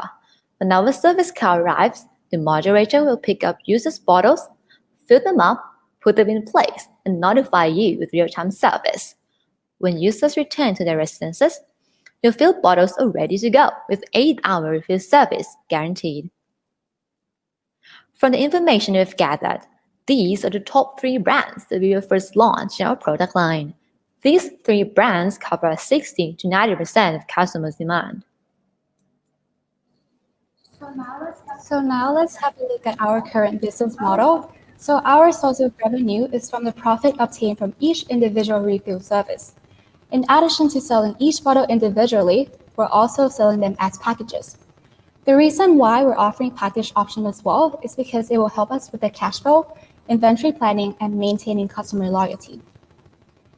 And apart from our current business model, we also have planned to add 2 new sources of revenue streams once we have sufficient customer base. The first additional revenue stream is releasing our own Termtem product line, which will give us a higher profit margin for each individual product sold. The second revenue stream is from using our current platform as an advertising platform. Consumer good companies such as SC Johnson can pay us to promote their product. And during our first phase, we have operated Termtem in our partner condominiums and dormitories around Patumwan and Payatai area, by either placing a shelf in the lobby or having the building receptionist collect the bottle. And from this first phase pilot test, we earn a total income of 5,000 baht with more than 2,000 baht profit. And the best of all, we helped save 114 bottles of single-use plastic. On the slides are some examples of positive feedback received from the customers. And according to our financial plan, the expected profit by the end of the year 2021 is 586,000 baht. And the profit is expected to increase as we expand the number of car operating and the service sold. So our strategy is to first focus on dormitories and then move towards larger condominiums and apartments. In the later years, we would expand to small restaurants and other parts of Bangkok. Currently, we have partnerships for different aspects of our business, which include the supplier side, condominiums, dormitories, and organization. We've already contacted and they're all already shown on the slide. And in addition to that, we also have 3 main advisors for our project. First, we have Professor Tawan, who is going to help us with the car and logistic operation. Second, we have P. Josat, who is going to help us with partnership and cleaning product. And last but not least, we have Caleb, who is helping us with the social enterprise aspect. And this is our team, King, Ming, Yui, Bobo, and Jesse. Each of us has different backgrounds and experience that will help them through its journey. And lastly, we've created an actual working Line official account where you can just order our product. By scanning this QR code, you can buy our product and join our journey of reducing single plastic waste. Thank you.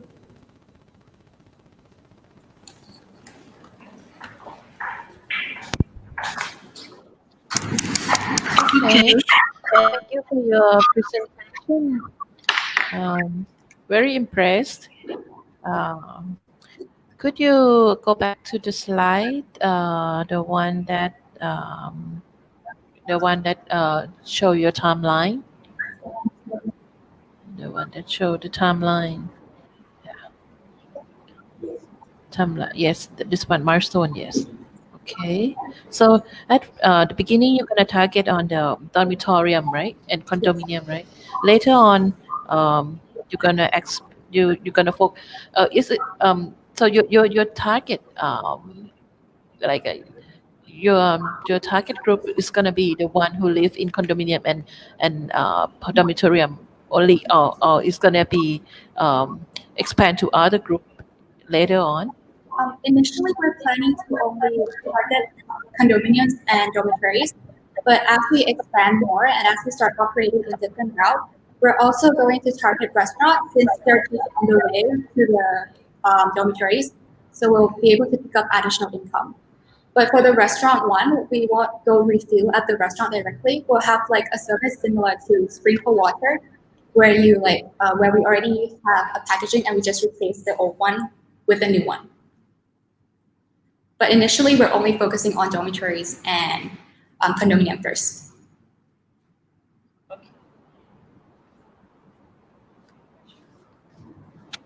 Okay, you go. Just Good. First of all, I like your no green, easy green, go green. I think that's sellable. That's good. That's good marketing, and I think it's actually very true. A lot of people don't realize that people would go green if it's convenient. I mean, you've got some of the tree huggers on one side, and you got the no green on the other side. But if you do make it convenient, so I like the concept and I like the idea. I've got a question around how are you going to deal with brand loyalty? If you're dealing with soap detergent and people are used to buying a certain type of soap detergent, but it's not on your list. And I know you want to create your own brand, but how are you going to deal with brand loyalty from that perspective? And the other question is, how are you going to scale? Because I know you're getting bigger and bigger if you go from July to October to January. But have you looked at a franchising model where you actually only supply, similar to McDonald's for that matter, you only supply the product and then you actually franchise it where people would create their own little tuk-tuk, create their own little jurisdiction, or something like that. But how do you plan to scale overall? So branding and scale. So can you pull up the research page? So we have conducted a little research on which brand is most preferred by customers in Thailand. And these are the following brands. Can you see it? So right now, the one that we're selling is Shokubutsu, Sunlight, and Protex. So those are like among the very popular brand in Thailand. So those cover like 60 to 70% of the customers' demand already. So we're hoping that, so we won't have that much issue with the branding itself. But as we expand as well, we would try our best to get all the brands to cooperate with us. And for the packaging and also for the brand loyalties, you mentioned brand loyalties, right? Like how are we going to keep the customers to continue buying with us? So we have like a packaging offer. So if the customers buy with us for, can you pull down the slides? Okay. Well, we have, thank you for the question. We have the strategy that we would like to keep our customers with the packaging, like refill, to buy the refill package for like, if you buy this for, on the slides, if you buy the refill package for like 6 times, and you will receive the exclusive privilege of 5% discount and 1 free refill bottle. And if you even buy it for a 12 times package, so you will gonna receive a 10% discount plus 2 free refill bottles. And with these privileges and of the package, the consumers can still remember us, recognize us monthly, and they will continue using our products from the privileges that they will obtain. And for the scalability question, so far we haven't taken into account the franchising business model yet, but I think that is something interesting for us to look into as well. But for the current business model is that as we expand, all the refill car will still be owned by us and we'll be the one personally responsible for it. But I think the franchise model is very interesting to take into consideration. And perhaps we need to develop like a financial model for that one as well and see which one better suits us more. Great. Yeah, I think for your next phase, if you look at Amway, if you look at a lot of the multi-level marketing, I mean, they've just got products in boxes where you need actually a delivery type of service. But I think it's for your next phase of development as far as a business, you should really look and bring that into your deck, because that will, the scalability of your business is what's going to draw hard investment. And I think it's, I think you got a good idea there. Cool. Thanks. Right. Thanks, guys. Question. Very helpful. We have about 6 minutes, so here's a slew of questions for you. Sure. The first thing is about cleanliness and hygiene. when you leave something out in an unattended space, especially in times like this, I think customers like me who would like to use your service would be afraid of actually going back and picking up stuff that I don't know who's been touching. So that's one thought I had as I looked at your proposal. And if you can somehow include in that a hygiene and cleanliness component, I believe people who are a little bit more fastidious, even in dorms, I know, would be attracted. Something to think about. The second thing is, this is a labor-intensive out. I mean, when you're in the Chula area and you're just in one dorm cluster, it's great, and you can churn up that 2,000 baht profit. But imagine spreading it out and more people traveling, bigger containers moving, more inventory issues, meaning more people. I'm a little bit unsure how you've managed the expansion in the business model. Second, and I'll throw everything at you so that you can then give me one big answer. Yeah. The other thing is that variety also means inventory costs. Yeah. So right now you've got Shokubutsu and you've got Sunlight, and these are the mass market products, and I'm quite sure you don't really have to go too much out of it to cater to a vast majority of your market. But as demands come, as people say, hey, do you carry this brand or that brand? And you say, yes, we do. I think the inventory costs have to be considered as well. That also means not only buying more stuff in bulk, it also means storing it somewhere. It also means setting up your various supply chain controls so that nothing is delayed, no bottles left unfilled, no brand loyalty is lost, and so on. So that I couldn't see, but I do see it's going to become a discussion for your clients as well. Which brings me to the client saving you're passing on. I think if it's significant and you say 50% saving here, 40% there, these are substantial numbers.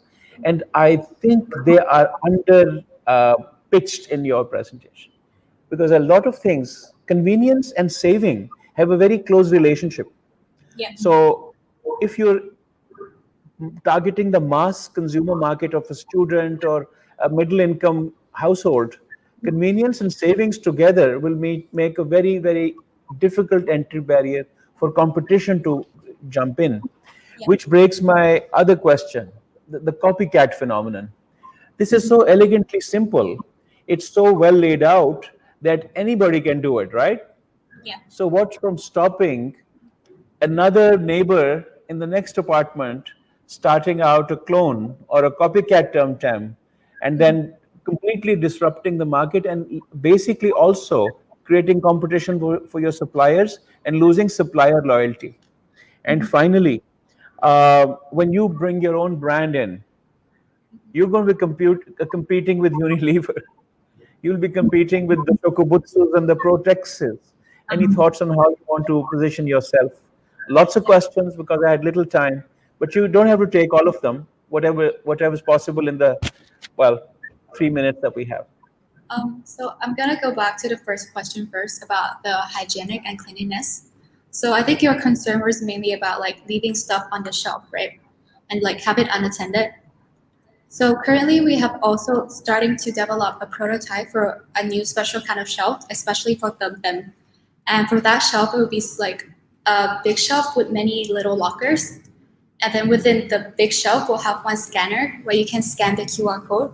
And the QR code will be given by us through our line platform. And then once you scan the QR code, a specific locker will open and you can put your bottle inside there. And there's close to locker. And then once you're going to collect it again, you simply just scan the QR code again to open the locker.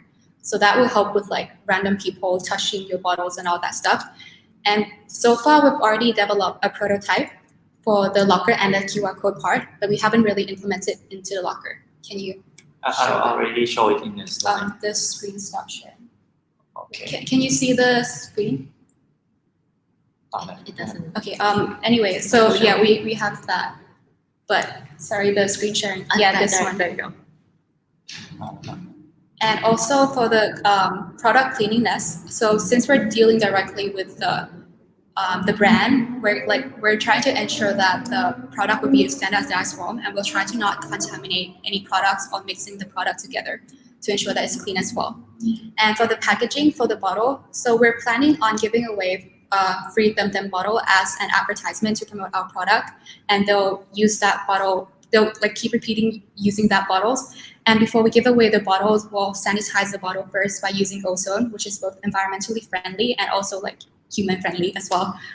Yeah. And for the service, to ensure that the employee, the staff who's refilling the bottle is clean and all that stuff, will have proper training first, and also we'll make sure that they have to wear face mask, face shield, glove, and if it's a lady, they'll have to tie their hair back before refilling any bottles as well. So that's for cleanliness. And what's the other? Great. We're out of time, but that's a good model. But whatever you describe is going to add to costs that you need to then rationalize through the business model. But that's great. That's a great product. Thank you so much. Thank you. I think we're out of time. Right? Thank you. Thanks, guys. Good luck.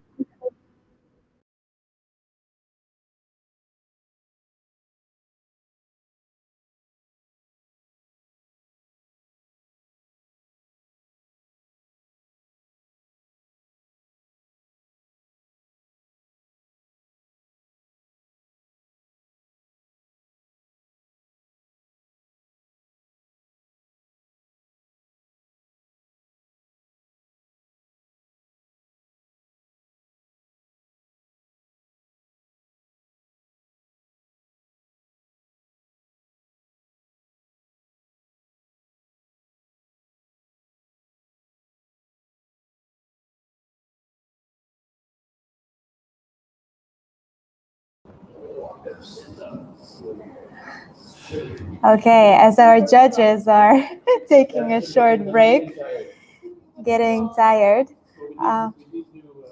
we just had a presentation from the project called Termtem. So thank you so much for doing this with us. Next up, we have, yes.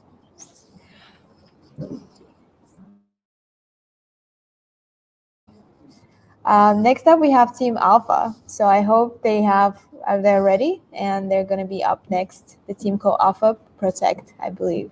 So just give us a little moment to reorganize, and we'll be back with them.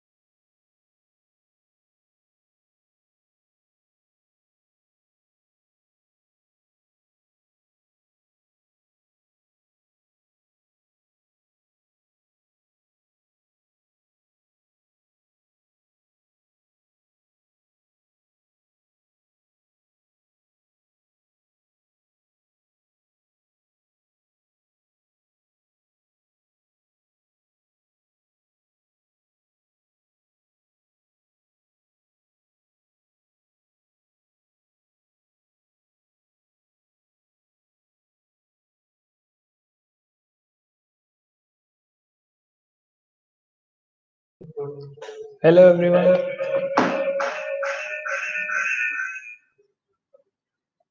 I can't hear them. I cannot hear them. Same like here. Okay.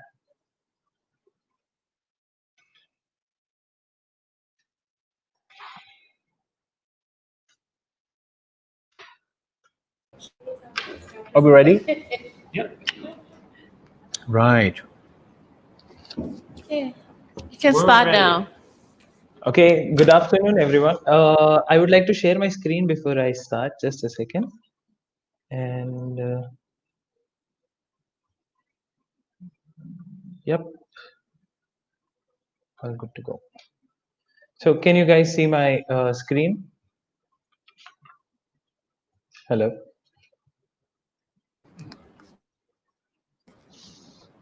Hello? Yeah, we can hear you. Please go ahead. Okay. Good afternoon, everyone. My name is Ojasvi Maurya from Team Alpha, and today I'm going to present on Alpha Protect. So I would like to request the organizers to play the first video.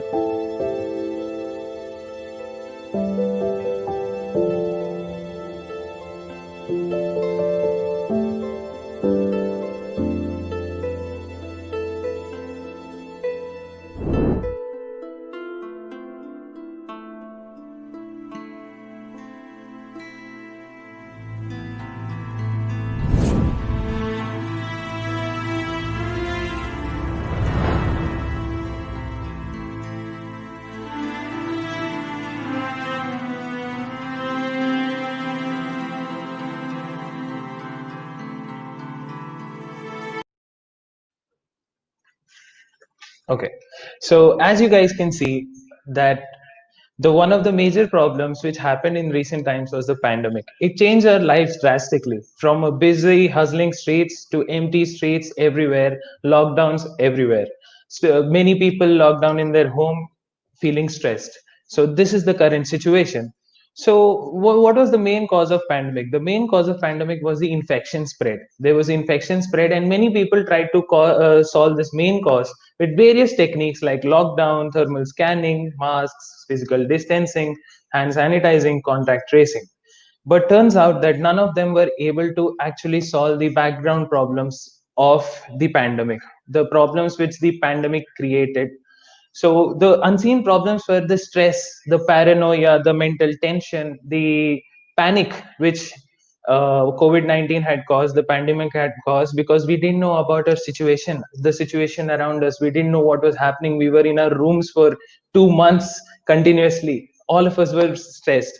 So we wanted to solve this pandemic problem. And since we are from the science background, we chose contact tracing as one of our methods to solve it.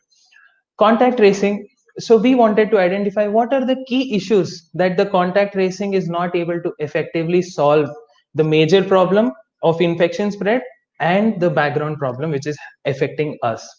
So these are the major problems which contact tracing right now has. The major challenges is it is inaccurate, it is very time taking, it takes a long time, it is not data driven. They just take the data and they try to just for the next person of infection spread, and it is not at all efficient since we are not able to use that data to actually identify where the infection is spreading.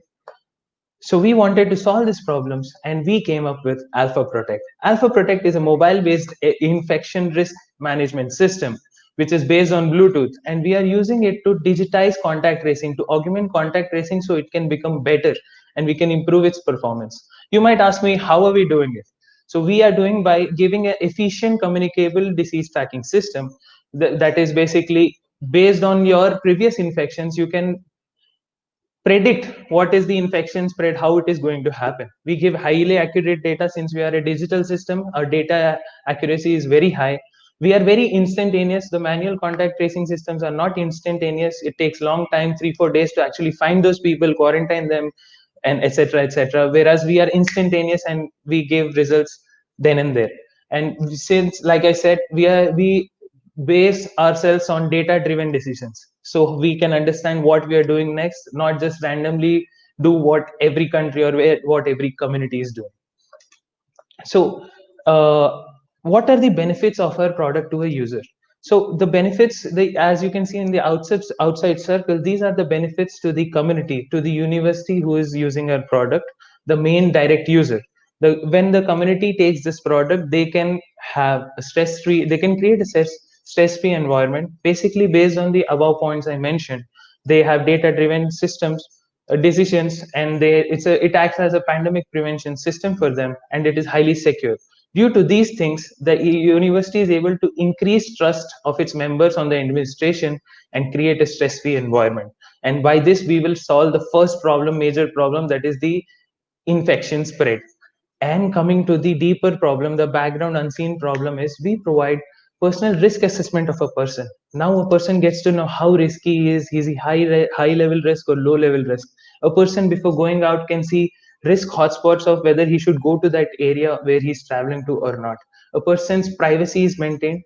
So because of these things, while providing these things, we are able to solve this mental stress, paranoia, panic among people about spreading the infection to their loved ones, not knowing on time that they had infection, and they could have quarantined themselves, but they didn't know on time, so bad things happen. And this is, so these are the two, using these two benefits, we are solving the major problem of infection spread and the background problem of mental stress of everyone. We are majorly solving two SDGs. SDG number 3 by fighting communicable diseases, and SDG number 11 by helping build sustainable societies and cities and communities. Now you might ask me, you might ask me that you have how does this Alpha Protect work? What is it? This, you might have this question. So for that, we have made a video for you. I'd like to request the organizers to play the video number 2. Alpha Protect is very simple to use and ready to deploy just by downloading the application. While leaving your home, just turn on the Bluetooth and your phone starts emitting a unique ID. Whenever you meet anyone with the app, within 2 meters range, you make a joint ID with them, which is unique and saved in both phones only. Only your last 14 days interactions are saved and the rest of them are deleted. In the event when a user experiences symptoms, he goes to the health center. If he has tested positive for the infection, he is then asked for his 14 days contact history, which is hard to remember. This makes it really difficult to identify and control the infection spread. Having Alpha Protect makes it easy for the authority to safeguard the contacts he has met, and this process includes verification from both sides to protect the user privacy. The interaction log from the infected are sent to all users to cross-reference for the joint ID to find match. If match found, user is notified. I'm so stressed not knowing how to safeguard my university. Really? Don't you know about Alpha Protect? Alpha Protect comes in API, standalone, and also as a community app. It is an IRMS which simplifies contact tracing by giving you a list of suspected members which only you can see. That sounds awesome. I'll surely get it. Thank you, everyone. So as you can see, Alpha Protect is very simple to use, where you just have to download it, register it, and turn on your protection. So coming to the products which we offer, like mentioned in the video, we offer an API, we offer a standalone application, and if the customer wants a more interactive application, he can convert it to a community application. Now you might ask me, who are our customer? Who am I talking about? These users, who are these direct users? So this is our business model. We are Alpha Protect, and we are providing an infection risk management system to universities. And in return, universities are able to safeguard their students, and this causes their students or their members, and this causes increased trust on the administration and on the university, and in return we generate revenue. So our total cost estimated on the entire year is around $14,000, 14,000 US dollars, and we have a subscription based model where we pay with respect to users. We have made it in such a way that even small communities can use it irrespective of their size. They don't need a lot of money, they just pay with the amount of users they have. Going to our market size, this is our market size. Like I said, our main customers are universities. So this circle which you can see here are the entire universities in the entire world. That is the total addressable market. Coming down, there are many universities in Thailand, where right now we are targeting, our current target market is universities in Bangkok. So like you have seen, there is around 14,000 US dollars cost expense involved in making this idea survive. So when we calculate the break even with respect to pricing, so we priced our application per user. Person has to pay $3 for the entire year to use it. So when we calculated the break even, we found out that there are 5,000 users. Just for the 5,000 users, we'll be able to reach break even. And as you guys can see, there are 30 plus universities in Bangkok. So if we just expand and make more than 2 to 3 universities adopt our solution, we can easily reach the break-even point. And one of the main things to notice is every year there are nearly 150,000 students joining universities, and they want trust. They want this trust from the university that the university can safeguard them, their students. The university has some precaution in hand to help their students from a pandemic or from a situation. Our secondary markets, which we will progress into, are any kinds of communities which are similar to university. It has an authority administration board and it has members. So example, residential communities with administration, governments, and corporate offices. Coming to the how we are different, the competitor analysis and the USP, I would like to invite my friend Aditya, my team member, to take over the slide. Good afternoon, everyone. Is my audio audible? Hello. Yeah. Okay. So it's my immense pleasure to introduce you to Alpha Protect. And currently in the market, there are different kind of frameworks which are available, which are developed by many research institutes and as well as private organizations all around the world. Some of them include Google, Apple, even Blue Trees, and Arogya Setu, Pact, and DP3T, which are developed by some of the one of the pretty good organizations such as MIT, uh, Singapore government digital government agency, and as well as there are other part of the competitors where the user privacy is not given much care of. And all of this applications are targeted and using trying to give the service only to a smaller part of the communities, that is they wanted to be adopted at a country level. So we wanted to build something that can be adapted to any community irrespective of their size, small or big, whether government or private, or along with user anonymity and user privacy being protected, along with the individual users risk being given. So we stand in a particular segment of the market where we don't have any competitors till now. Thank you, and I would like to give it back to Yasvi to continue the presentation. So as you guys saw that there are two major USPs of our product is one, the customer segment which we are providing it for, and two is high privacy focused. Why we are doing this? Why these two USPs? Because this increases the user adoption rate and it gets people on the platform. I would like to request the organizers to play the last video, please. After using Alpha Protect, my university and its members are now protected and safeguarded from communicable diseases. It has increased the trust of members on administration.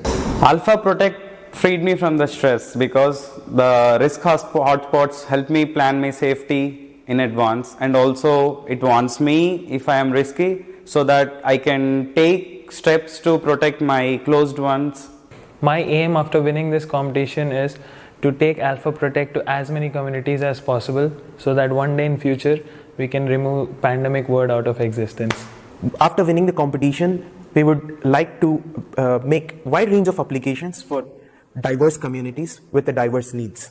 We are going to make sure every of the SDG is being solved by 2030. And lead developer of Alpha Protect. I look forward to fighting this pandemic while protecting people's privacy. When we win this 10K, we plan to take our solution to many people, irrespective of their financial status, and make this available to everyone for their better future.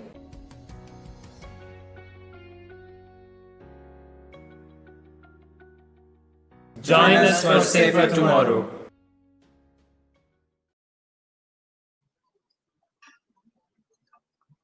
So as you guys saw, that was our team and that was our vision towards Alpha Protect. And like I mentioned, our major USPs are for the user adoption, and we want to get technology to the users. I would like to thank our mentor, Ms. Zaheen, for guiding us through this beautiful journey. And this is our team. Thank you very much.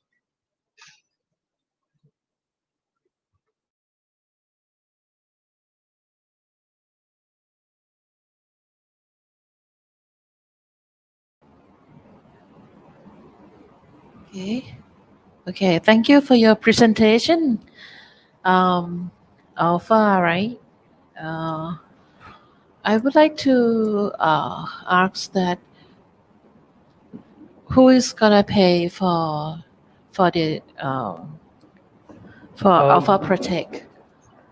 I Yes, ma'am. don't see that. So the Okay, university please administration answer. is going to pay for the Alpha Protect, ma'am, because university will make sure that they safeguard their students. So our major customers are the university, who is going to buy, who is going to pay for the product, and our indirect users are the students.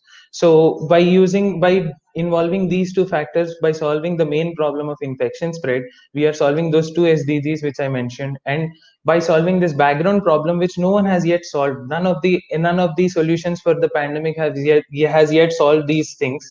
So we have solved that to solve the all the background SDGs which are happening, like suicide, domestic violence.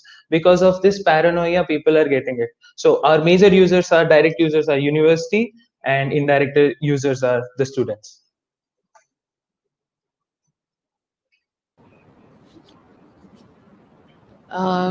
Do you have any calculation that how much the university have to pay, or if the individually would like to pay, how much they Yes, have ma'am. to Hold pay? on one second.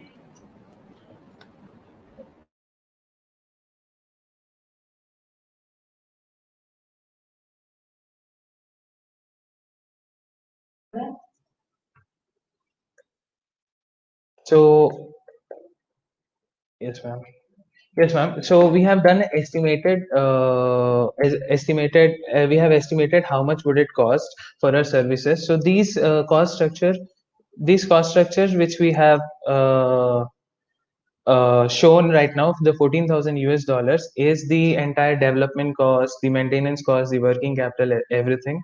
And the subscription model, how much the universities have to pay. First thing, number one, the university will be requiring to pay a one-time amount initially to get access to the software. Like it's a like life, you can say like a lifetime subscription.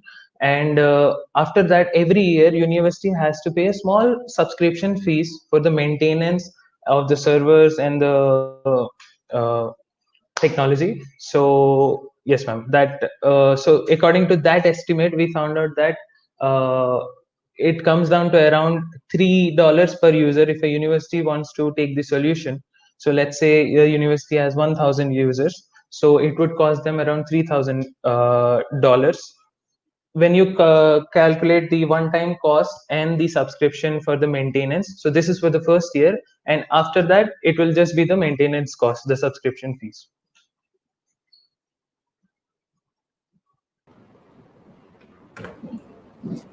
Thank you. Yes, ma'am.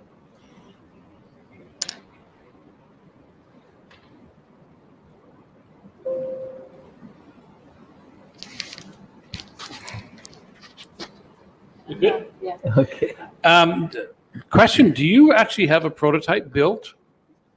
Yes, sir, we have built a prototype, and during this past 11 days of mentoring session, we actually also did a pilot test. So it was among a group of 20 to 30 users, 20 users of our friends and 10 users of our colleagues. So 30 users batch, and we have we have done the pilot run, and we have got promising results, sir. So we have the prototype. I mean, the way you've done your competitive segmentation, I think that's really interesting when you look at group-based, and not like a Google app that everyone else has in the world, something like this. But when you look at group-based, universities on one side, I can see factories on another side. Any group that has roughly whatever your cost break analysis comes out to, whether it's 1,000 units or something like this. But how do you handle privacy issues? Because, for example, at the university, there's every person I walk by within 2 meters, I get a hit, and that hit gets registered onto a platform. It's got some sort of identifier that I have talked or walked by or did something with this person or whatever like this. But how do you protect privacy for this being used for other purposes? Yes, sir. Sir, I would like my teammate Aditya to answer this question.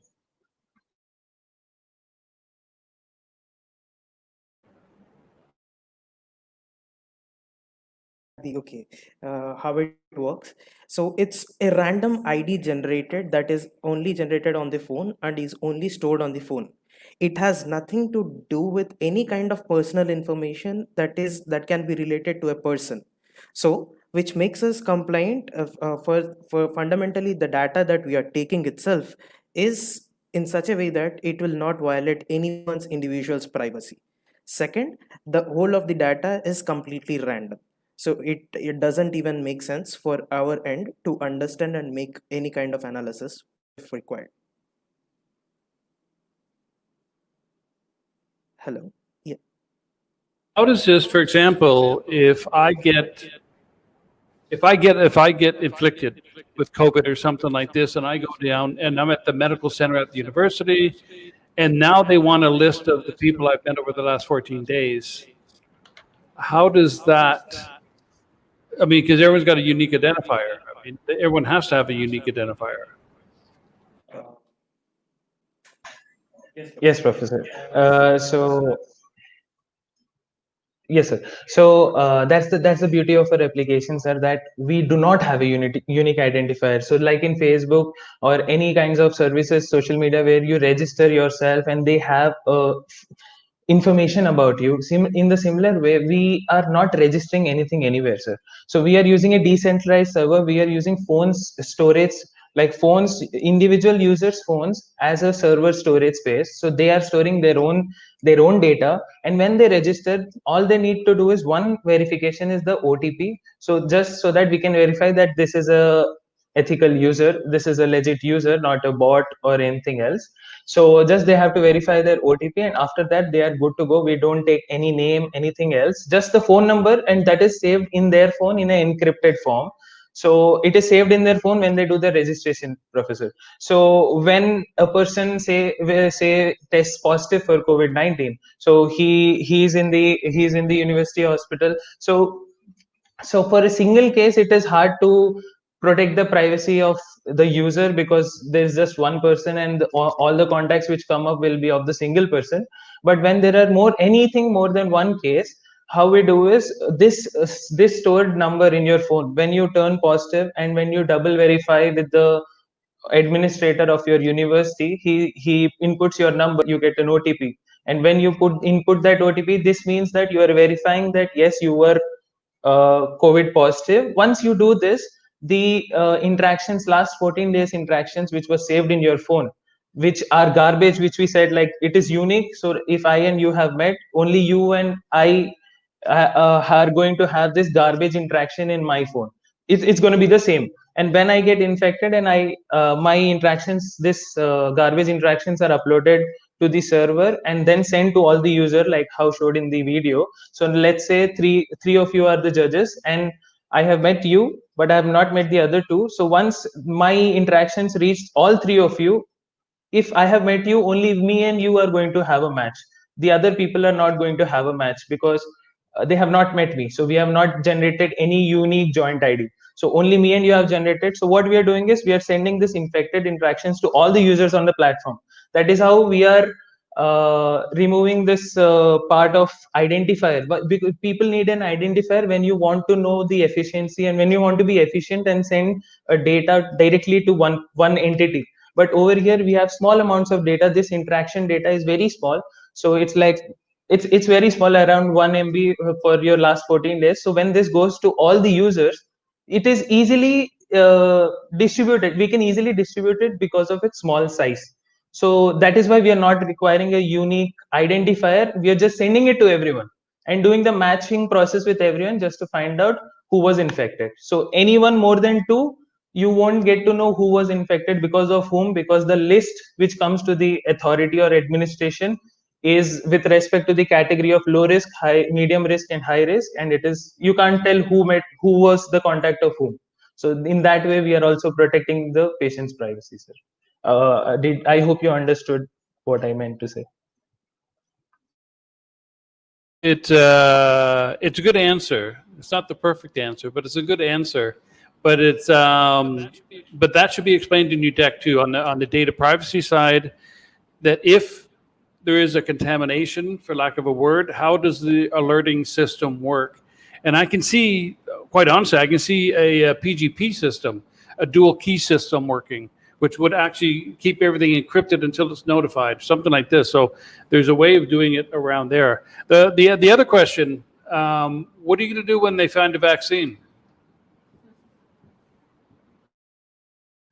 1 second, sir. Let's say they solve the COVID problem. What is your pivot then? How can you use this application for something else? So, sir, You may or may not have an answer, but it's something you're going to have to consider. That once a solution comes up with COVID, what is the pivot? Yes, sir. I have two answers actually for that. 2 points which I would like to mention. So point number one is you don't install an antivirus when when your laptop is infected with a virus. You actually protect it with an antivirus beforehand so that your laptop does not get infected in the future. So that is the one thing which we are trying to do, is we are trying to give it to universities like an antivirus which they have pre-installed, so that when anything happens they are ready for it. That was my first answer for Alpha Protect. And the second is, sir, we have developed a protocol. So this is a technology where, like you said, this is a system, peer-to-peer network, and based on this, it's like a tool. So during the COVID, during the pandemic, we are doing contact tracing using this peer-to-peer network. We are maintaining privacy and doing the contact tracing. In the future, we can use the same tool. We, not only us, many like developers around the world. So it's like Android. We have made a kind of an Android platform where people can come and develop their applications on it. So I can mention a few applications for you. The pivot strategies which we have is, first one, we can make the same network as an asset tracking network. The second pivot strategy which we have is, we can use this for cryptocurrency, blockchain. So it maintains this privacy. You can say it's kind of a replacement of blockchain. We can use this same system to do food supply management, tracking of food supply management. We can use it to track nearly anything. We can use it to build IoT systems. So it's kind of a network which we have made, a technology which we have made, which you can build anything upon. Great. That's the answer. Thanks. We're out of time. I had a couple of questions myself, but we're 10 minutes over. And yeah, so I would have liked to ask a couple of questions, but in deference to Flockchain's turn, I think we should just thank the team here, and good luck, guys. Let's see how it works. Cheers. Thank you so much, sir. Thank you so much. All right. I'll sequester myself next time. Yes. Plus they're from AIT. You should sequester yourself anyway. Yeah, I could always call them to the office.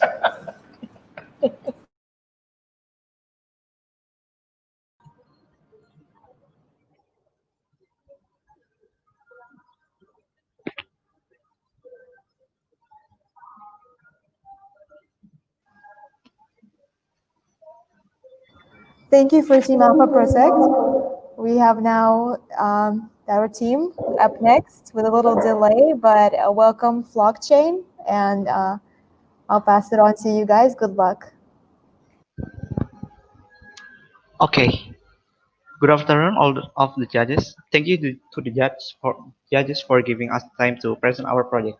My name is Aaron, as CMO of Flockchain.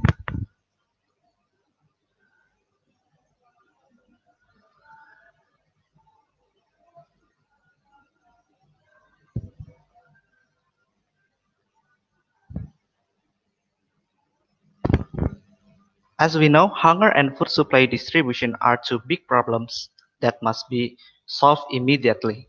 So I'm gonna get right down it. This is the global index in the world based on severity in 2019. The red one indicates severest area. The yellow and orange area indicates there is a potential for global hunger. That might be a critical impact in the near future.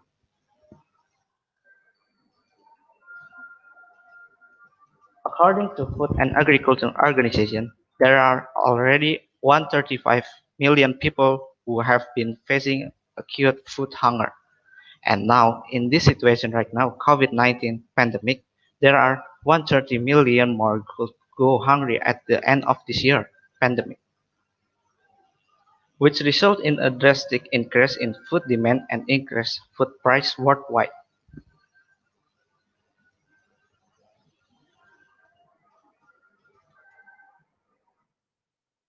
Okay, the next is current action is still insufficient to reach the global nutrition targets to which countries have declared their commitment. There is still much work to be done before hunger undernutrition become a bigger problem.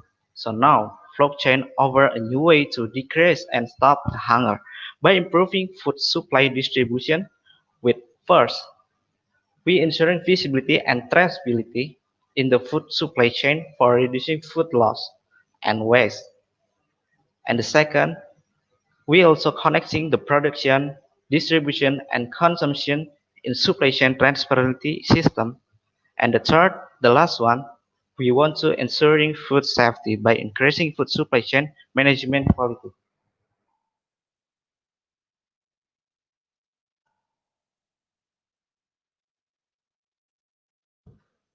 We can see the blockchain application model. In the food supply chain, quality control is still done manually, leading to no visibility in the quality of food from farm to the consumer. In particular, digitalization and new information technologies that are rapidly developing with Industry 4.0 and their application to the supply chain lead to significant improvement in traceability system. One of these new technology is a blockchain, a digital database containing information that can be simulated, used, and shared within a large decentralized, publicly accessible network. The rise of blockchain-based initiatives find use in providing traceability, in bringing more transparency and efficiency to the agriculture and food supply chain. Unlike other solutions that just store a hash code in a blockchain, we are actually storing information about the goods, user, and the entire system in a private network. Our platform provides applications that are easy to use by user. We provide two model applications first. First is for supply chain project management, and which will store information on its supply chain process. And the second is consumer can track this information by scanning the QR code provided at the restaurant using this application. Information can be accessed in real time from every stakeholder we connect to the system supply chains.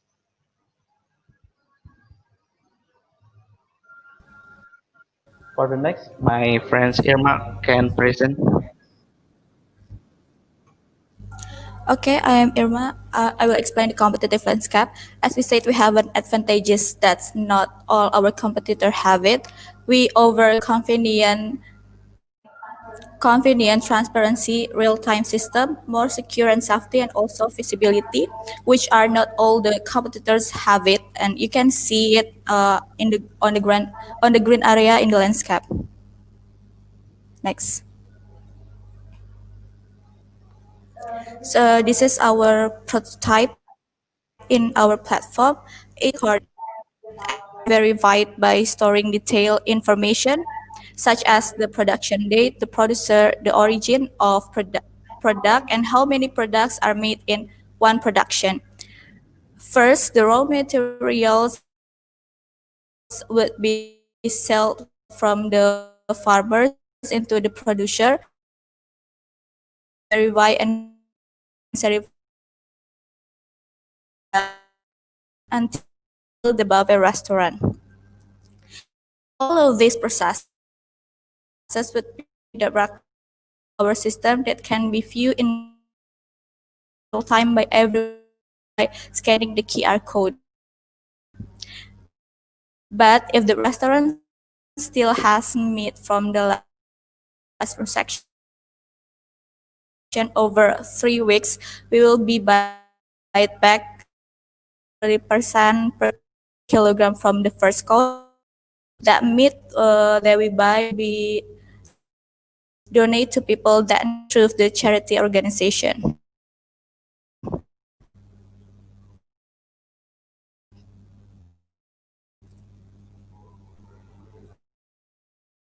Next. And then our business model, we offer a service that connects the buffet restaurant to the supplier who cooperates with us, and they can get high quality beef at a lower price and remain stable. We have partners on IaaS. We use QR code as the infrastructure that we use, and we install on every batch of products. PaaS, we work blockchain service as a major technology. It used to store data and access them through the app that we created. Supplier or farmers is our partner to get the raw material, and charity organization. For the key activities, we have software to develop our platform. We need to improve software development quality so that it is optimal and keep secure. Find and connecting all stakeholders that involve buyback and donate. For the value proposition, traceability and feasibility to improve supply chain management and easily accessible. Cost structure, partner costs, people for developing and managing the core software, and transport costs. We get revenue from 10% of each customer transaction.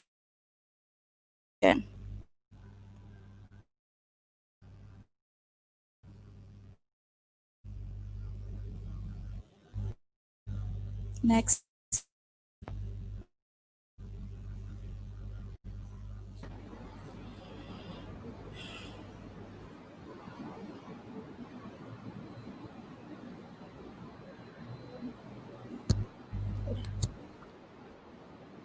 Oh. Our target market is most famous buffet restaurant in Indonesia, Hanasa, Kintan Buffet, and Pocajang. We made 4.5 billion USD with the profit that we project to get after 5 years, 7 months of almost 1.5 billion USD. The average cost per consumer is 50 USD. Our market segment is in the group of people in urban areas in Jakarta.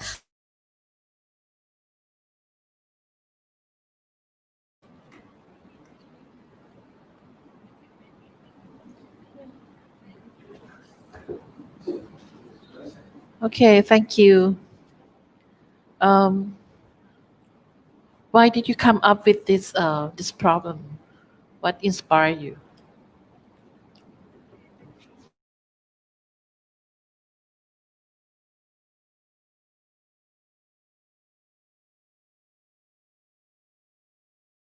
So- Oh, okay. Okay. Are you answering? Yes.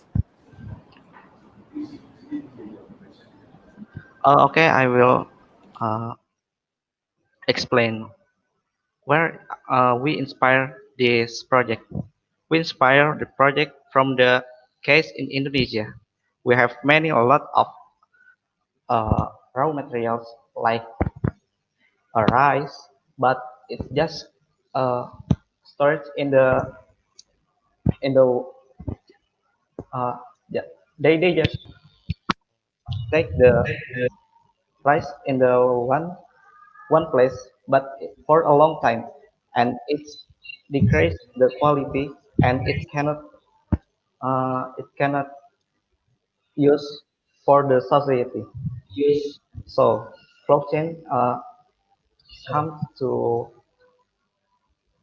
make the make the raw materials distribute many uh, to many society, and specifically blockchain is to distribute the beef to the buffet restaurant, because the buffet restaurant is the most uh, place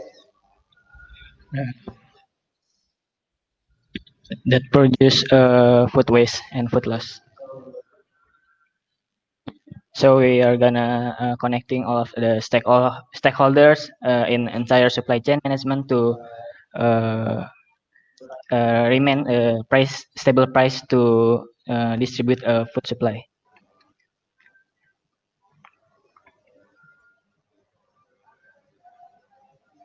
Have any questions? Right. Well, I was just trying to understand 2 or 3 aspects of your business plan. I think the most important thing here is that you're building in this traceability in the food supply chain. So there's this fresh produce. You give the example of meat, for instance, and so you've got a series of checks where you track each animal or each product made out of an animal. That's enormously useful in the traceability industry. So yeah, that I can see the value of that. Where I didn't, and also there is the other aspect where you're having waste food being put to good use to feed people who don't have food. Another great idea. I was just trying. My struggle is trying to fit these both these into one business model. And the thing is that I'm sure you have supply chain software users who would be very interested in tracing the origins of their food supply chains, whether they are restaurants or others. So I see that. Uh, Please connect for me how this traceability product, which is a good product, will fit into this charity product, which is also a good product, but they don't seem to seamlessly integrate. How do you want to do that?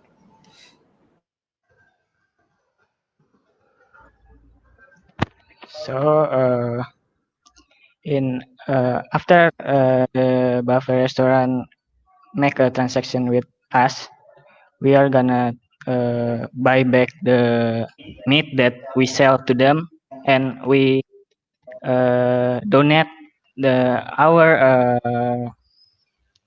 our product that we buy to charity organization, and they will distribute them to the people who don't have food.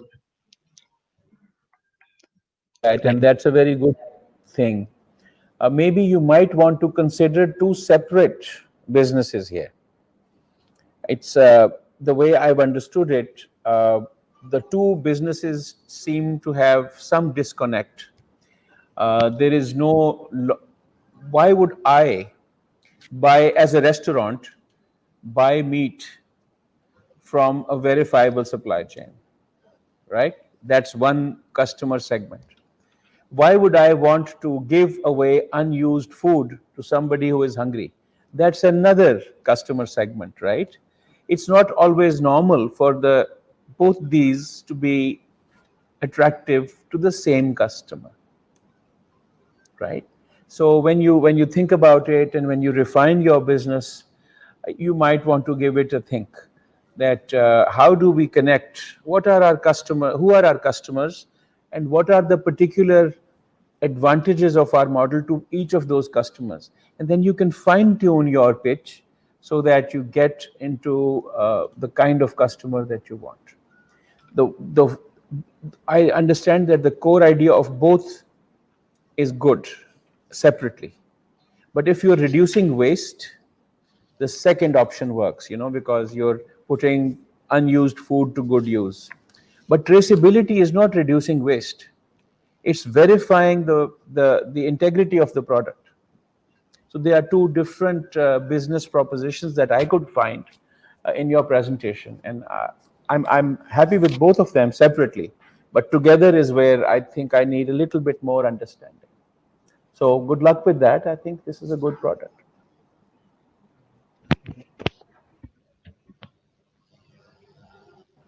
Right. So I think we're already into Synapse's time. It's now 9 minutes over, so we're running 10 minutes behind, right? Roughly. Thank you so much. you. Good luck, guys. Thank you. Cheers.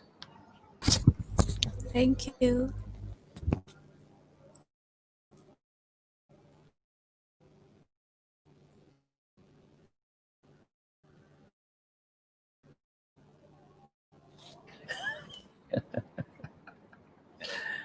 No, it's fine. I think we also took about 6-7 minutes of a break for when we were stretching. All right. So We're actually 3 we minutes just behind. had a team Flockchain present to us. So thank you so much, guys, for joining. Next up, with a little delay, so they've been waiting to come on stream and get their project out there, the team Synapse. So if you guys are ready, good luck.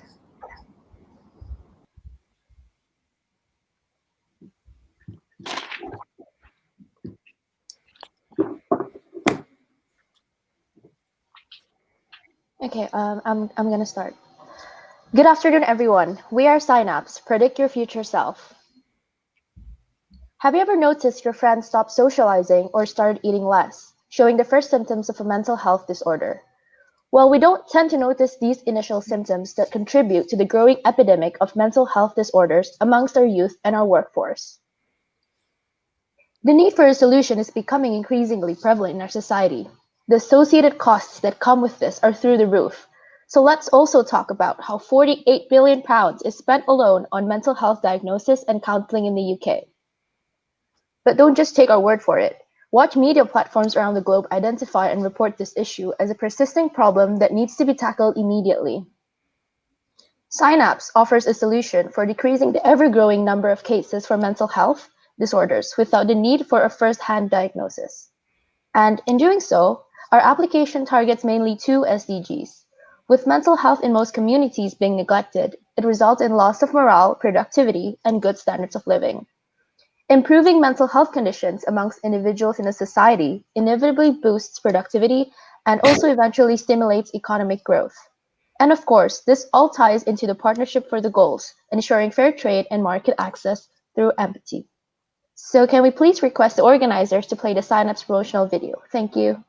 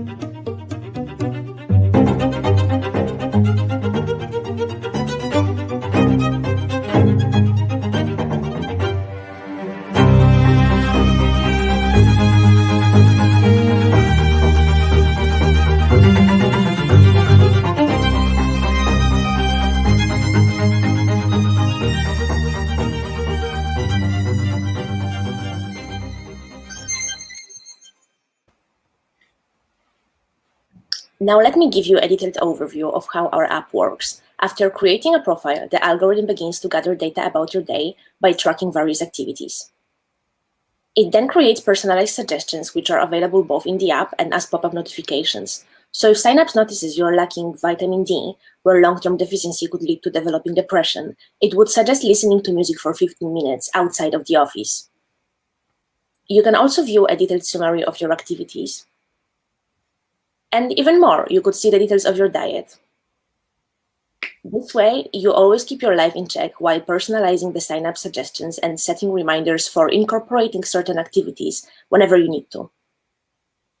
In order for everything essential to be provided, developing algorithms would take approximately 2 years. It is because we will be focusing on required research. Data regarding mental health will be gathered through combining qualitative research and already available medical research. We will then establish validity with multiple groups and make final improvements in the testing stage before introducing the app to the customers. We want our app to be researched as much as possible. As we believe in giving control to the user, the accuracy of the algorithm depends on how much permission the user enables to the algorithm. And the potential market for our initial audience is huge. It's far greater than 5 million people just in the UK. Based on the largeness of this market and multiple budgeting requirements, our initial investment target for Synapse is approximately £7 million, which we aim on raising through various sources. Turnover for such a large investment would be achieved with approximately £150 million in revenue raised just from a small proportion of the UK market alone. In addition to the amount we earn through the sale of our app subscriptions, we intend to reach out to various external sponsors, incorporating their products as the default for certain suggestions. For example, if the solution provided to the users go for a daily run, Nike products and applications would be suggested. The estimated profit figures are based on the average cost per mile in mobile app advertising.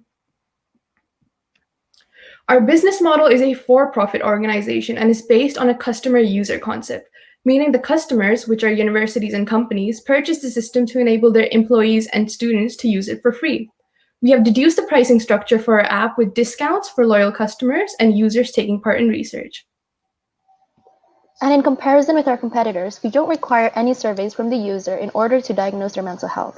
Synapse also partners with universities and companies for users to have free access if they're affiliated with any of these organizations.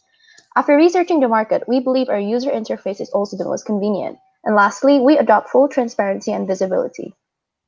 So you may question, what about my data privacy?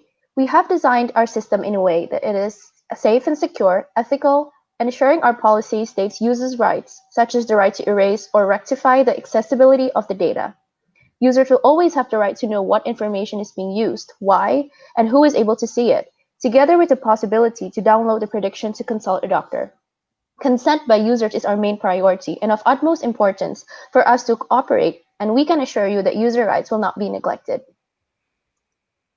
We are aware of the initial marketing challenges in convincing users to try Synapse, and so we have prepared a detailed strategy to overcome it, from partnerships with already established mobile apps to creating a program for medical and health professionals, students, and influencers to become our ambassadors. Additionally, while targeting young users, we would focus on social media advertisement on various platforms.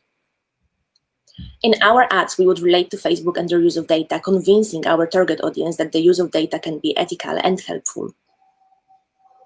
We believe Synapse would have sustainable growth through a 5-stage plan. With a thorough expansion strategy, we would achieve target points in place to be financially and technically feasible. And to accomplish this vision, our multidisciplinary and all-women's team from different corners of the world has all the qualifications needed. The experiences in our respective fields is why Synapse would continue to grow in the following years.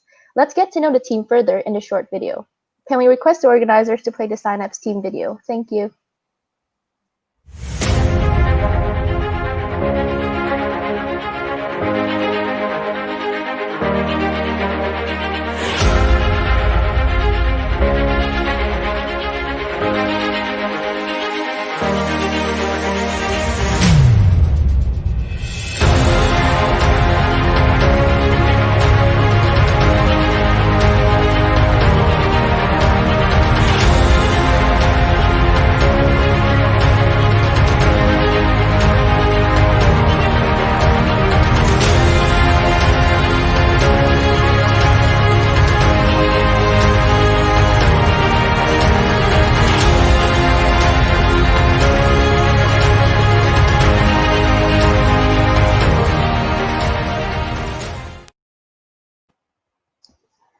And this is our team. Thank you very much. We are now happy to answer questions from the judges. Okay, thank you for your presentation. Do you have any prototype yet? Or have you ever tested with your team members or other people yet?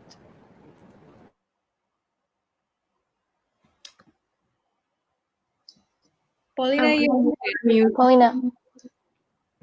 Okay, I'm so sorry. So for now, it's just the idea, and we didn't start doing any prototype or any kind of algorithm for now, since it's quite a big project. But we would be really hoping to do so if possible.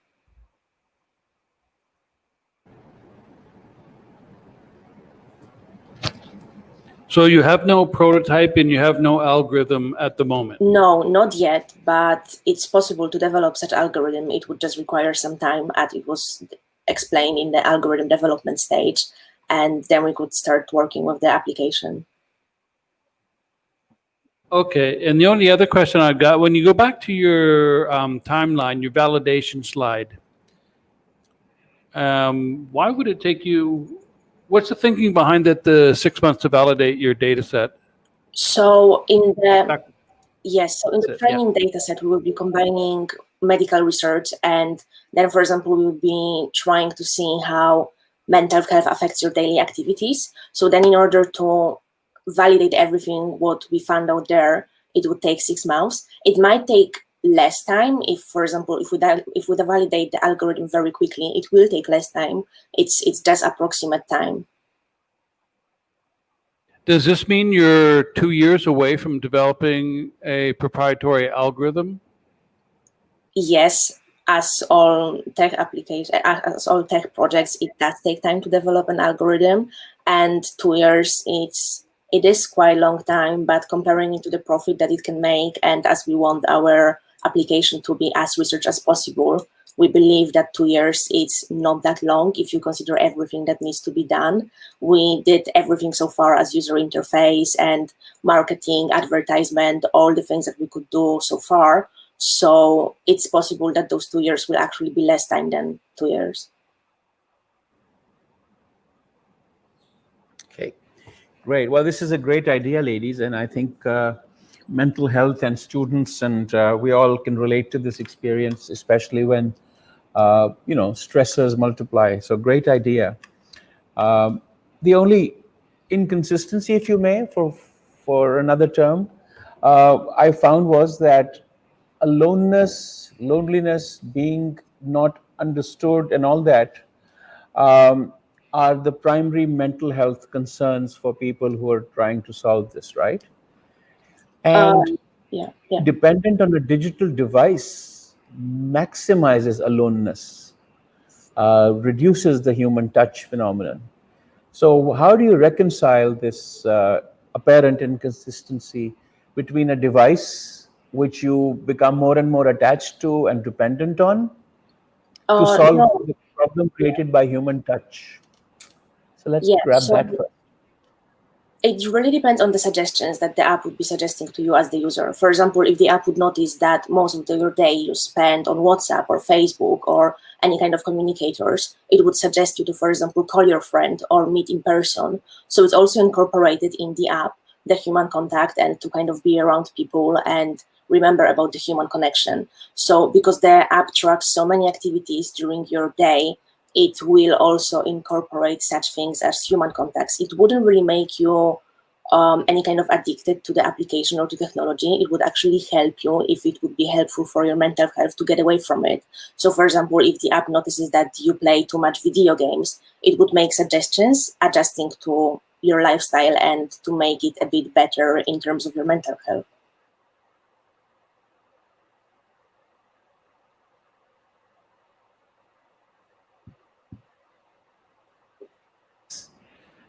To the point where, even asking, to the point of asking it whether we want to see somebody or grab a break or something. It's interesting. I'm sure it's working for the younger people, but I found it a little disorienting, to look at my phone to see if I wanted to say, take a break or whatever. But anyway, great, good answer. Thank you for that. The second one is the advertisements. One of the things you've mentioned is that there will be your revenue model has adverts as part of the package, right? The business proposition. Now, what happens is when you're faced with a mental health situation where trust is low, fear of dependency is high, and generally a vulnerable state is imminent, you distrust ads by this is human nature. Anybody that's trying to push you something, you tend to distrust that. On the other hand, this program is trying to build trust. So that was the other apparent inconsistency I found. that on the one hand, this algorithm and this wonderfully sort of intimate self-profiling mechanism creates self-assurance and trust.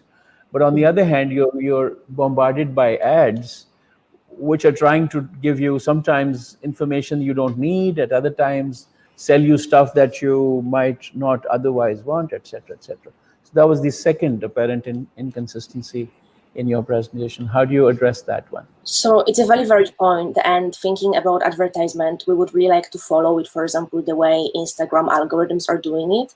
So it wouldn't bombard you with unnecessary products, or it wouldn't also convince you to products that you don't need. So for example, if the app sees that you need to run more, then you would see good running shoes, but they wouldn't be also very nasty advertisement. It would be just if you really need it, and it would be very often, and it would also be very transparent before downloading the app that there will be advertisements like that, but they wouldn't be bothering you too much, and it would be just things that you actually need in accordance to the algorithm. So for example, let's see that the algorithm notices that you don't sleep well, and then we are aware that there are products that, for example, are sleeping sprays that you can spray over your pillow and sleep better. So then the app would just suggest this kind of product, but it can actually help you. Even though we advertise something, it would be products that we believe in and that we know. And we're a team of 5 women, so we kind of know good products, especially in mental health, as we're all very passionate about this sort of stuff. And we would never partner with anything that we don't believe it, not to bother our customers with advertisement for sure. If that makes sense. My question, because a lot of people don't really know. Advertising is the art of actually making people make a buying decision, right? So that was my concern. And of course, you've got the Nike Running Club as part of your partners. So I can imagine there's going to be a lot of push for products there as well, and so on. So there were these interesting elements I picked up from the presentation. But the good news is you're still in a way building up to the concept. So please do take a look at some of these suggestions as we go forward. Good luck with that. Definitely. It's a very service that students would value. I just want to be sure that it's very internally consistent, and it represents the honest intent that you have for the product. Yeah. Good luck. Yeah. Thank you so much. Thank you. Are there any other questions we could answer? Yeah, that's good. Thank you. Okay. Thank you. Yeah, thank you so much. Thank you. Thank you for your time. All right, thank you so much, Team Synapse. Good job coming in from all the way from UK. We now are ready for our next team, which is a team called NeoPlastic. So welcome, guys, and I think we're ready to start. Guys, and I think we're ready to start. Guys, and I think we're ready to start. Guys, and I think we're ready to start. Guys, and I think we're ready to start. Guys, and Hi everyone, can you hear us? Hello? Yeah? Can. Perfect. I'll just share my screen quickly.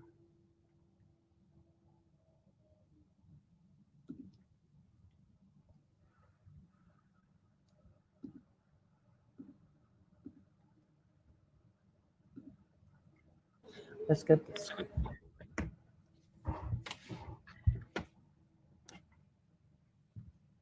All right.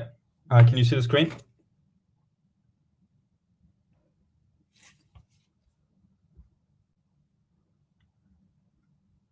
Can you see the screen? Sorry.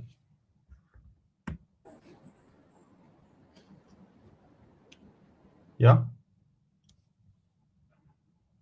Okay, let's start. So hi everyone, my name is JB and I'm the founder of NeoPlastic, a startup project with the vision of creating value locally with plastic waste. So as of today, undeniably, plastic pollution is a global problem, and all the more alarming in fast-growing regions of Southeast Asia, where the consumption exceeds by far the system's capacity to handle the waste. And as a result, by 2040, if we continue this business as usual, there will be twice as much microplastic generated every year, 3 times more plastic leakage into the ocean, and the plastic stock in the ocean will be multiplied by 4 in this scenario. So it's really important to keep in mind that today only 5 countries are responsible for half of the plastic in the ocean. These are China, Indonesia, the Philippines, Vietnam, and Thailand. And especially in rural and remote areas, the cruel lack of infrastructures left no choice to the population but to dump or burn the waste. And at best, informal waste pickers collect only the most valuable materials and they sell it to big facilities via collection points. And in the end, this waste is shipped far away, involving preposterous transportation costs, and the majority of the waste remains and leaks into the nature. So it's definitely not good enough as a system, and it doesn't have to be that way, actually. And this is where we jump in with an innovative solution, transforming plastic waste locally into useful products for the local market. So let me tell you that at the local level, we have all the ingredients to build a sustainable community. But what is missing and what we need right now is a tailor-made catalyst to address this particular business case. So let me give you a few ideas of what our solution is doing. So basically, we remove around 300 tons of plastic waste every year for each of our locations. We also additionally create around 250 jobs indirectly in each of our locations by introducing this new value chain. Let me give you some ideas about our value proposition now. So NeoPlastic really focuses on achieving the Sustainable Development Goals, and we do it our own way with a 6-level value proposition. I'm going to walk you through it. It's very simple. So very first, the environmental value. I mentioned it earlier. We alleviate plastic pollution for good. The second step is organizational value, since we're creating this ecosystem and framework. The economic value, since we're boosting the local activity. Financial value, since we're cutting the cost on transportation and also going towards a circular model. The social value, because we're offering new job opportunities and also providing a fair compensation for these waste pickers. And finally, the technological value, because we're providing an adapted set of recycling machines. So with this in mind now, the business model itself is pretty straightforward. So here goes. We have the sourcing on the left side. So basically buy plastic waste from informal or formal waste pickers. Then we recycle it, transform it into useful products for the local market. So it can be construction materials, furnitures, and we sell it with a fair added value to NGOs, municipalities, schools, and companies in the region. And needless to say that we design all of this to be financially sustainable in itself, but it can benefit additionally from the support of the public sector, impact investor, NGO, or international funding as well. So let's get concrete now with the achievement and also milestones. So we have achieved the phase 0, where we designed a workshop on campus here in Hong Kong. We have received a lot of feedback and some awards and a first funding from the Entrepreneurship Center of the university. And now we're very excited to move to the phase 1, which is the pilot project. We built this proof of concept before scaling up, and we do this with 2 major partners. Gawat Kalinga is our NGO partner, and the technical partner, Plastic Odyssey, for this project in the Philippines. And what we would need is, if we receive this $10,000, we can actually make it live by March of next year. So it's pretty exciting. And now also envisioning the phase 2 and 3. Phase 2 is basically organic growth, or relying on a fast-growing network we have in Southeast Asia, thanks to our team. And also the phase 3 is now a franchising model. So we move with a fully replicable model to extending this idea as a network of franchises, where we provide feasibility study, frameworks, machines, and maintenance, as well as trainings, to help also these local entrepreneurs who want to build their own recycling businesses. And along the way, of course, we tend to partner up with some local organizations, but also international ones, and also governments. As mentioned earlier, the uniqueness also of the solution relies in building a financially sustainable business, profitable within 3 years, as we estimated, with progressive growth phases, and also a step-by-step investment. It's really important also to mitigate the risks as we build our business. So initially, we'll need this 10,000 to build this pilot project, have the proof of concept, and then scale it up with an additional 200,000 to progressively move to organic network. And the most important now, let me introduce you our team. So we have very complementary and diverse people in the team, with especially the same passion for building sustainable communities. And we also benefit from the support of the scientific community. We have also technical and business advisors with a strong network in Southeast Asia. Now, let me thank you again for this competition, this great opportunity. We've got inspired by a lot of entrepreneurs, this great webinar, and also we took a step back on our own project and decisions. And on behalf of the whole NeoPlastic team, I would like to thank you again. And let's help underprivileged people while cleaning the environment. Thank you very much. We're happy to receive your question. Okay, thank you very much for your presentation. Could you go back to the slide, that one that showed your mobile unit, right? Is it a recycling unit, right? I'm not sure. More previous now. Sure. Okay. Is this one? No, the previous one. This one. Right. Is this the one that you is it gonna be your solution, right? So on this particular picture, so it's a contact we have in the Philippines who made some experiments, so a very isolated initiative for now, to make some test run on eco bricks made of mixed plastic recycled. And here our facility and also our project aims at developing our own machines. So we have already a first test run, and also in partnership with Plastic Odyssey. So I'm also engaged and involved in their project on the side. And so we tend to develop our own machines to make it easy to operate, also easy to replicate for easy and a quick expansion, geographic expansion.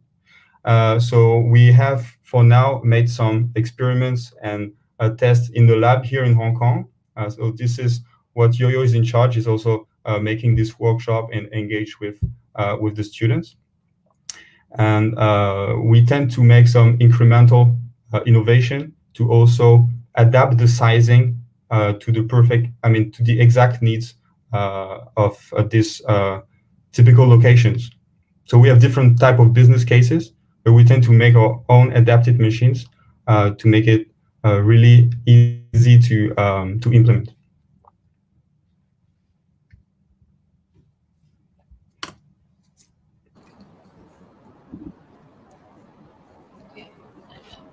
I'm okay. Thanks. Good presentation. I've seen a few of these around. And how are you going to handle the competition to go into this as my first question? So is there any proprietary patents? Is there anything that you're going to create out of this will actually protect your business? And the second would be, what would be your, as far as which products you're going to produce and how you're going to distribute them? Because you're taking on a lot of work. You're buying the plastics, you're modifying the plastics, you're creating new products, and you're selling these products. And that's a lot of work in the middle there. So what would be your distribution, and how would your product sort of look like? Yeah, so very good question. So in terms of competition, we've been in touch with a lot of, there is a few, to be honest, kind of initiative but very early stage, I would say, especially in Southeast Asia. But I really think the market is very mature at this stage. I mean, it's a really nice, really good timing when I discuss with the other initiatives.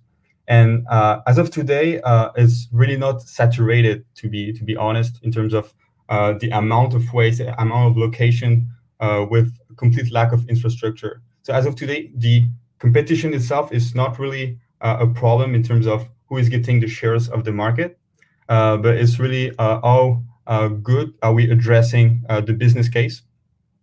So in terms of technology itself, as I mentioned, so what we do is start from first prototypes. So it's a conventional thermodynamic conventional recycling, I must say. But what we do is to size and adapt the machine. So it's basically incremental innovation. So it can be patentable. So that's why for the first 2 years, at least, we intend to unlock a budget for the R&D. But we are currently also working with Plastic Odyssey, which has already an extensive 3 years of testing on machines. And that's why we are launching this first pilot project to also make sure the technology is really adapted to this particular business case. In terms of products, it can be really depending on also the local needs. What we want is really to align also the solution with the local needs. So we have different kinds of products we can make depending also on the client.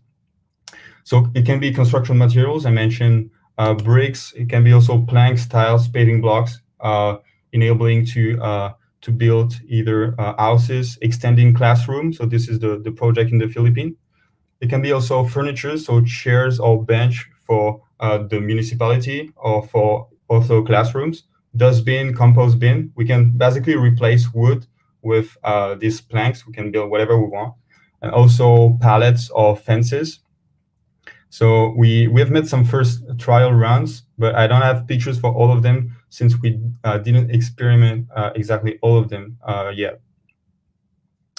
And how do we distribute it? So basically, we deal with only companies or organizations in the direct region. So what we want is really to go circular and avoid absolutely shipping the products, and also make sure basically we don't have the same huge transportation cost, and also bringing a lot of pollution around as we can currently see. And if I may add on the distribution, we are also counting on leveraging our partners' network. For example, Gawat Kalinga, our NGO partner for a pilot project, is present in a lot of locations in Philippines, and so we could extend our partnership to sell our products directly to them. Yeah. So they express a need and are present at creating villages. I mean, really from scratch, and at least 1,000 locations only in the Philippines. Then we have already got some ideas and interest from Indonesia, Thailand, and Malaysia. But it can also be extended in Thailand. We have also identified some ideal location to start with.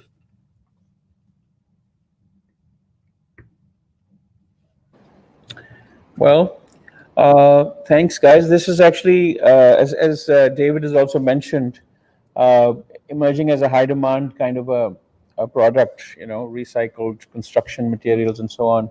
And we can see markets developing for it. But right now, as far as I know, the price barriers are pretty high compared to traditional materials that one might find in rural Thailand or wherever, where there is need to reduce plastic waste. The cost of such materials is significantly higher than local housing materials. So if we are going to look at this as an SDG responsive business, we might also have considered whether it's also a cost effective and environmentally safe solution. So I was wondering if the team has considered costing and then consequently pricing as one of your considerations, because you do mention that you want to quote unquote add a fair added value to the product, right? So Yeah, that was exactly. my first question. So it's a very fair point, and I guess it's one of the main question around this kind of activity recycling. We can directly question this financial sustainability. So what we do to make it easy and I mean different from what exists already is we not only take what usually the big facilities take. I mean, rigid plastic, easy to recycle like HDPE or PP. But we also experimented with mixed plastics. So in terms of price, it's much lower since the big facilities don't recycle it first. So we can do it at the local level. And so in terms of margin, it's much higher if we also build end products for the end user.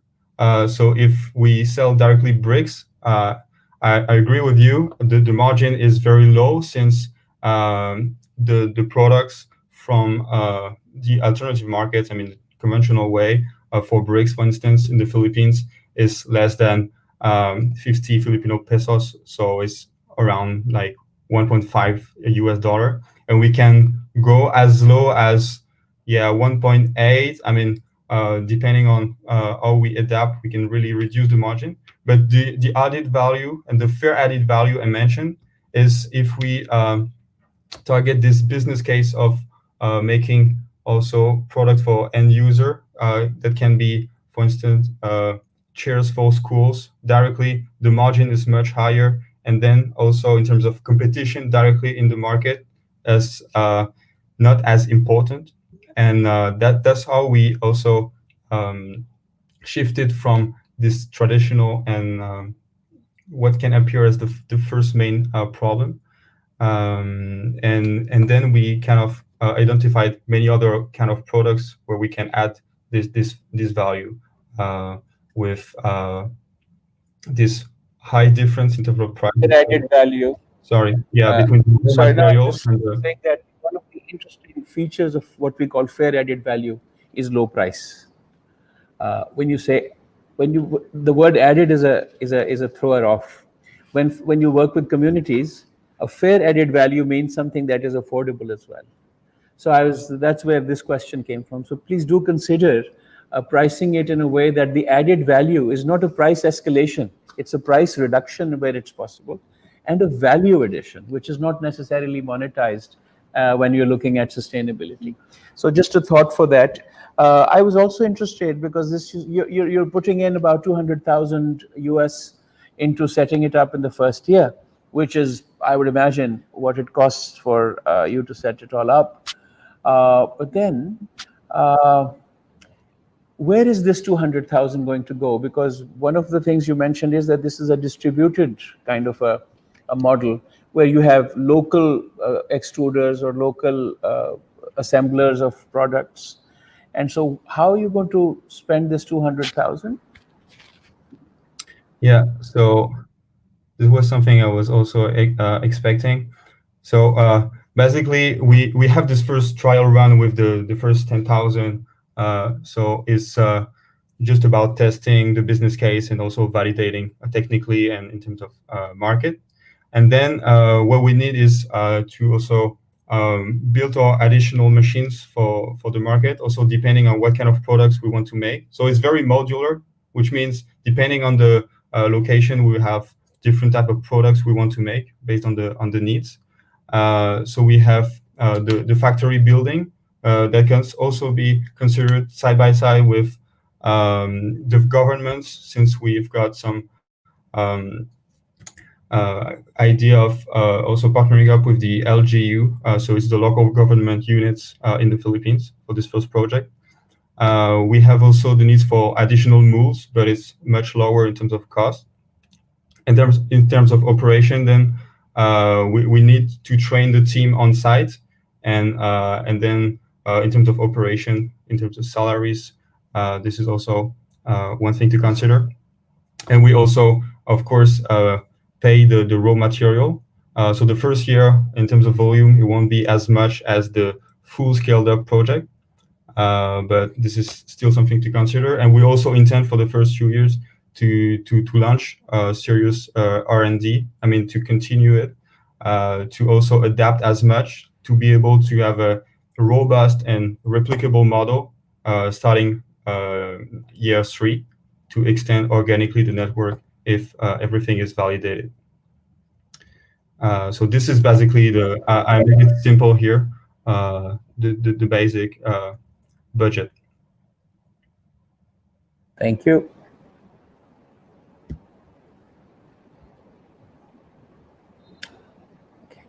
I think we're okay. We're good. Thank you, guys. Thank you very much for your feedback, and have a good day. Cheers. Thanks. You too. Thank you. Thank you. All right. Thank you so much, Team NeoPlastic. That was a pleasure having you on board. Thank you for joining us. And now we have our last but not least team coming in. We have a team called Growing House. And so if you guys are ready, I'll add you on. And I wish you best of luck with your presentation.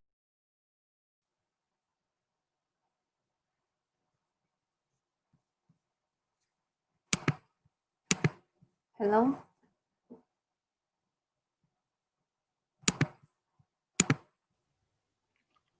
There is another team member here as well. Could you please ask him?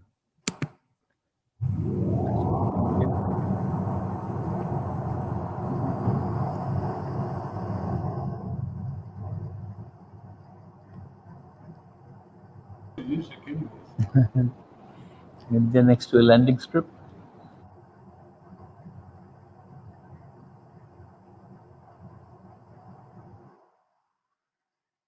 You may want to go ahead and start and not wait for the next, for your colleague to come in. It's okay. Right. Yeah. Okay. Started, I think.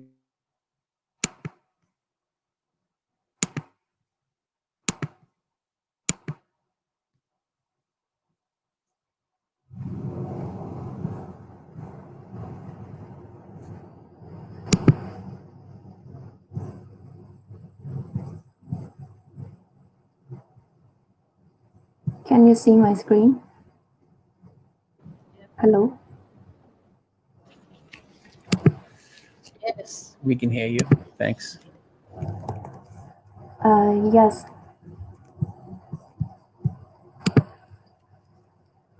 Hello, everyone. Thank you for joining us, our last team today. We are Growing House, a team of architecture, business, and urban students who are passionate about sustainability in housing sector in Thailand. We found the biggest issue are high energy consumption and construction waste. As you can see that 10 million Thai baht spent for excessive energy for around 1.2 million tons of construction waste were generated in household sector every year. In order to understand the root cause of the problem, we conducted 9 interviews, 56 surveys, and computational simulation in my hometown Hat Yai in southern part of Thailand. We focus on a row house because it has the most limitation among other building types. From our survey, we found 90% of occupants prefer natural wind and daylighting. However, it is impossible.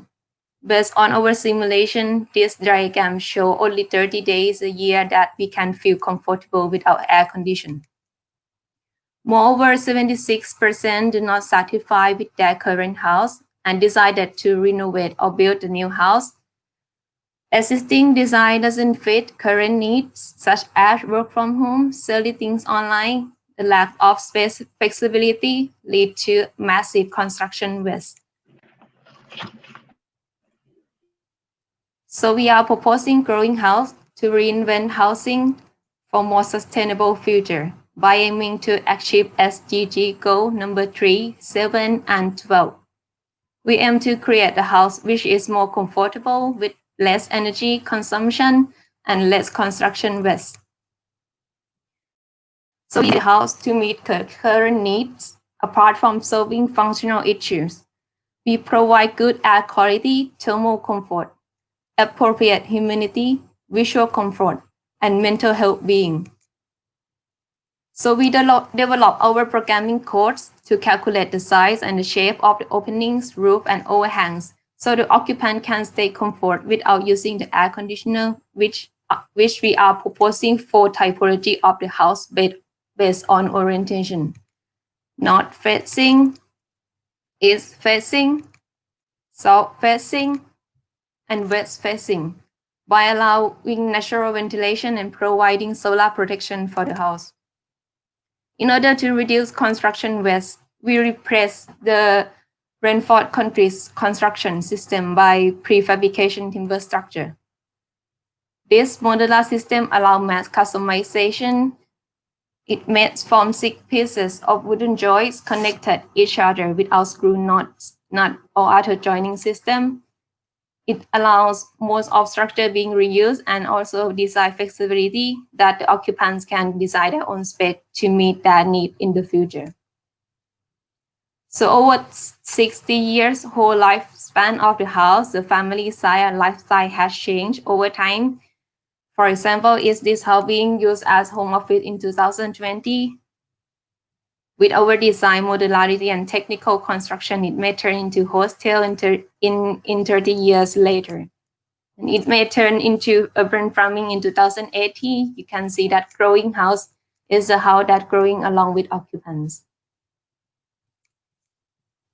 According to our competitor analysis, so you have existing, the concrete structure in the left. You have the DE house. It's an eco house designed by the Ministry of Energy, our competitor, in the middle, and also growing house on the right. We can see that growing house is only 30,000 baht more expensive than DD house, but it's enormously reduced the energy consumption and CO2 emission. The most importantly, 80% of the time a year, equal to 290 days a year, that occupants can stay comfort without using any air conditioner. Also, we are strong at the design flexibility and the reusable materials. We know that our project cannot be done alone, only by us. So during this competition, we have talked to several clients that we have been previously working with, and we are very happy to confirm a partnership with a local construction company called S in Hat Yai. So we will be responsible for what we are good at, the research, design, development, in exchange of 7.8% revenue sharing. Apart from that, they will be responsible for the construction and also the customer acquisition costs, and also because they have existing years of experience in this area. So we will help us about the sales and also the after service as well. We are growing with the locals. That is our aims. We involve the whole supply chain, from local tree farmers to the local wood processing plant and local workers, all by the locals, for the locals. We will do fair trade to buying the wood. We do the exclusivity agreement with the wood processing plant and also outsourcing workers at a fair price. So current state, we confirm the partnership, as we said, with the local construction company S. We have already done the programming codes for the simulation. Also, we already done the digital prototypes that can be ready to build. In 6 months, we will do extensive field studies in Hat Yai. Also, the first physical prototype will be built at Janivet. Then we will have the final blueprint, and we will patenting our design and construction methods. And that we will have the first growing house. In year 2, we will have 20 growing house in Hat Yai, 10 of them in Bangkok Mall, another 10 in Rim Mueang. In year 3 and 4, we will have 100 growing house. We cover other provinces in southern part of Thailand, also expand the partnerships to other regions. We break even in 18 months, and at the end of year 3, we have 3.9 million. So growing house, we are a compact team, yet we have the diverse background, experiences, and expertise. So Sudnapa is the CEO of the company. She's a professional architect for more than 3 years, and also majoring in sustainable environmental design at AA School of Architecture. Me, Sukrit, has a background as a consultant and business school professor. Will be responsible for finance and business development. Harisut has a strong expertise in community development, so he'll be working with local and develop the local together with us. So we have academic advisor, Professor Simos from AS School of Architecture, and also Professor Vira from Sirapakon University. So we are growing house, growing together. Thank you very much. We are open to receive any question. Okay, thank you. Why do you choose Hat Yai as the first place to test, to execute your project? Actually, because one of our team member is come from Hat Yai. I mean, like our CEO, she has been living there for more than 15 years. We have the network here, and also we have because she has been working with other companies in Hat Yai as well in terms of construction, because she has been architect for 3 years. So that is why we are grounded at. We know the space, we know the location, we know the people.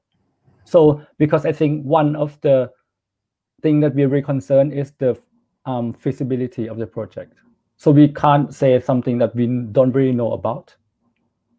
So we're confident about our partnership. We're confident about our location wise, and also because it has to be really area focused about the wood we are using, about the people who we are partnering, and also the community itself. Is that answer your question? Yes, yes. And who is your target group, main target group? Actually, our main target group is the people who are actually really have concern about the sustainability. But the thing is, like, our price point is not that higher than normal concrete. So we have been talking with our partner, Company S, and we agree on the price point that is not that different from the existing building.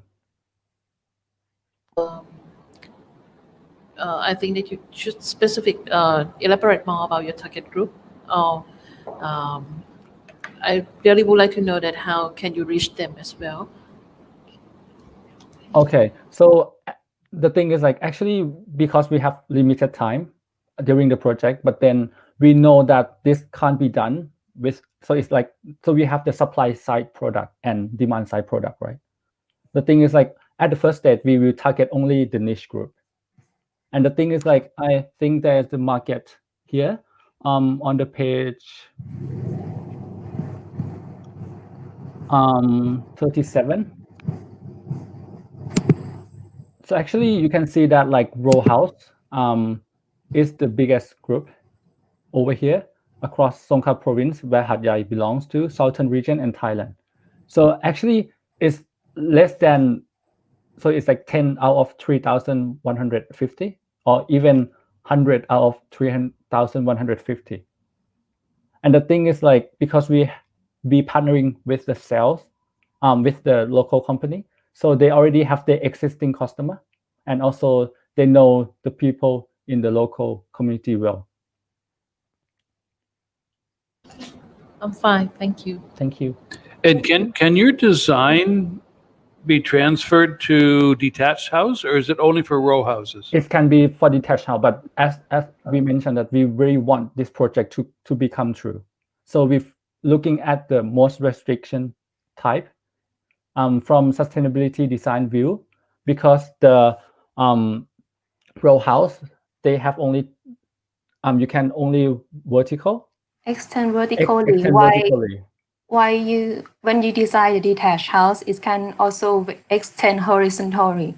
So it can be expanded to the other typology, the other building types also. So that's why is is worked out from the modular that you can extend vertical or extend both vertical and horizontal, but still in the small residential building type. And also because our partner has experience in the row house, so it's the good synergy to start with. So actually we have pivot our model a lot, but in order to achieve the to realize this project in 6 months, in 1 year, and 2 years. That is our aim. Can you explain your revenue model? You said something like 7.5%. Yeah, so we do the revenue sharing. Can you explain your revenue model, please? Yes. So it's, yeah, isn't it? So it's revenue sharing. Because the thing is, like, we actually we have been commented by our mentor that, like, why don't we do just licensing fee, like we do consulting fee, right? But because our aim is to develop with the local, so we aim to partner with them so that we can have some voice that they will source locally and also kind of develop the community with us. So the thing is, like, 7.8% actually is come from the 8.5% of the construction cost, which is the normally fee that actually we have been working with them for other projects, but not like sustainable house. So that's why we agree on this number. So it's from our previous experience and our agreement on that. Okay. So we will get 8.5% of the construction cost. And this is based on the row house, growing house of 192 square meters. Okay, great. Well, this is a fascinating idea because I think the demand for homes that are easy to cool and stay comfortable, maintain good ambient conditions is going to go high as sustainability thinking expands. So this is very timely. I also like the idea about using locally produced, locally sourced, sustainable materials like wood or farmed wood as your stock load-bearing structure. That's great. The question that I had is, you use the word fair trade.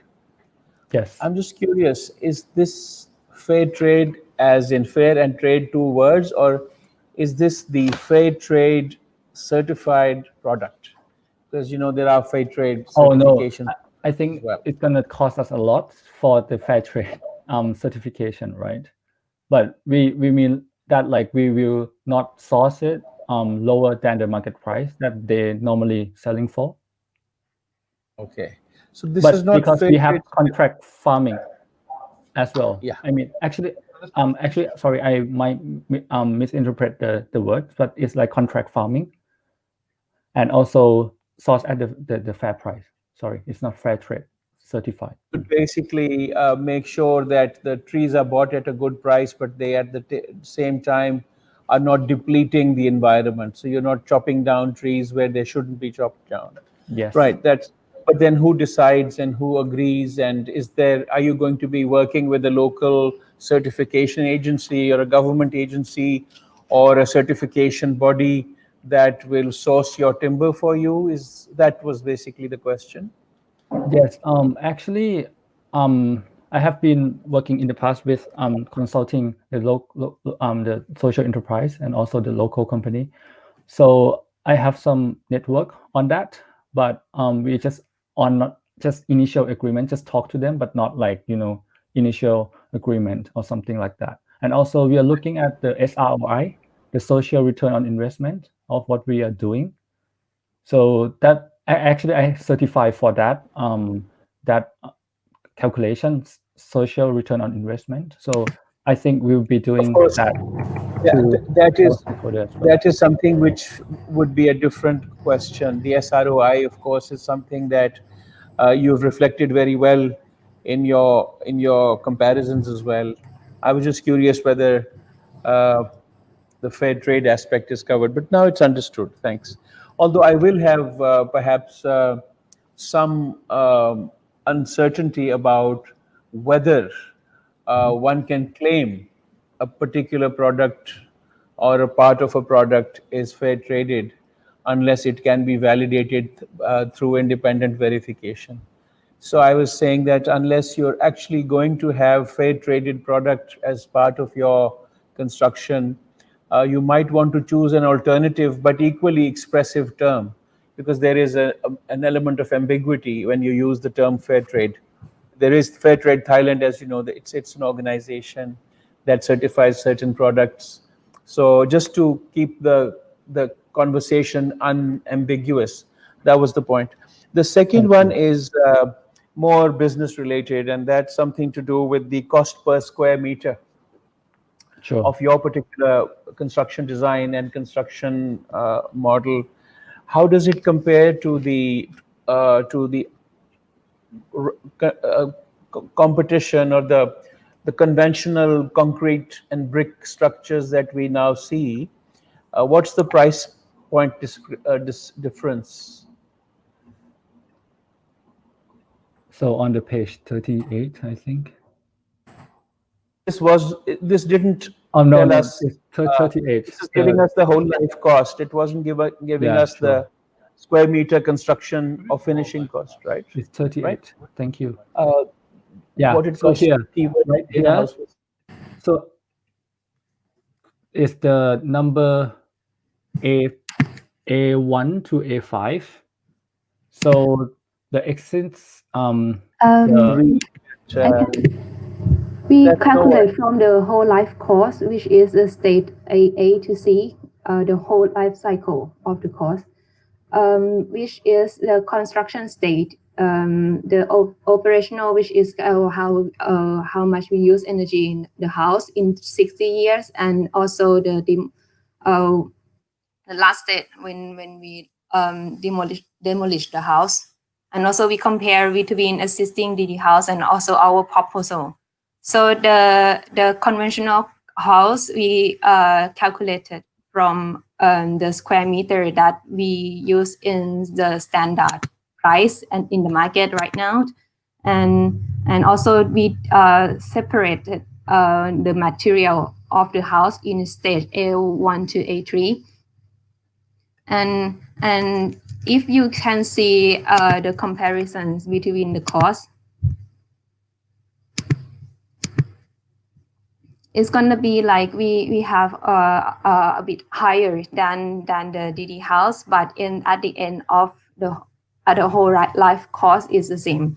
But if you can see the conventional cost is much higher when it end up to 60 years. And also you can compare between energy consumption and CO2 emission, that's really much lower in different stage. So for the selling price point that we're selling, so it will be 300,000 or 400,000, a little bit higher than the concrete one. But that's fine. And the thing is like because of we locally source the wood, and right now is the price at this time. But then because right now they have the 3 bank loan, which is on the page 36. So the Ministry of Commerce issued a regulation regarding the use of trees as collateral for loans. So actually this is actually improving the tree in the tree farm, including Yangna, Kiam, and Teak, which will be our main resource, main materials, and that will drive our costs down. So that's why we think that we have to work with the local community, with the farmers, actually that able to have better economy of scale, because we really believe that wood is it's come from nature and it will gone with the nature. And that's why we have been living with that in the past. But then right now, this whole structure is changed, but we tend to achieve that as much as possible. Thank you. It's a great idea, except that the only thing that at least I saw was this use of fair trade as a label. And Sorry. the other thing that David raised was that basically the 7.8% that you're picking up for growing house is actually what the architect's fee might be. If you went out and you basically had a house built, you'd pay anything from whatever 7.8 to 10%, depending on your architect, right, or your designer. Yes. So what I like about this is that you haven't added on any extra costs. What you're doing is using existing price structures, market price structures, to present your product. I think that's a strong selling point for I'm not too sure about the sustainability argument, because a lot of people who are buying houses or having custom houses constructed want to build the house of their dreams. And unless your house becomes the house of their dreams, you're going to have a natural competition between what the person imagines to be their house and what they feel is a good, sustainable, affordable, and long-lasting investment. So I think one thing the team might wish to consider is the selling proposition. We'll build your dream house, but it will be a sustainable house kind of argument. So if you can consider that and convert that into your pitch and also to your pricing, that might be something that might find much more perhaps enthusiasm for what is otherwise a very strong product. Last comment on this is perhaps this whole idea of using wood is a great idea, but would you also consider some other recyclable and renewable products to substitute trees? Because yes, these are farm trees, I know, but generally people are trying to save trees as well. So would there be the opportunity of investigating or perhaps finding whether there's a recycled material out there which matches the construction qualities of natural wood, etc.?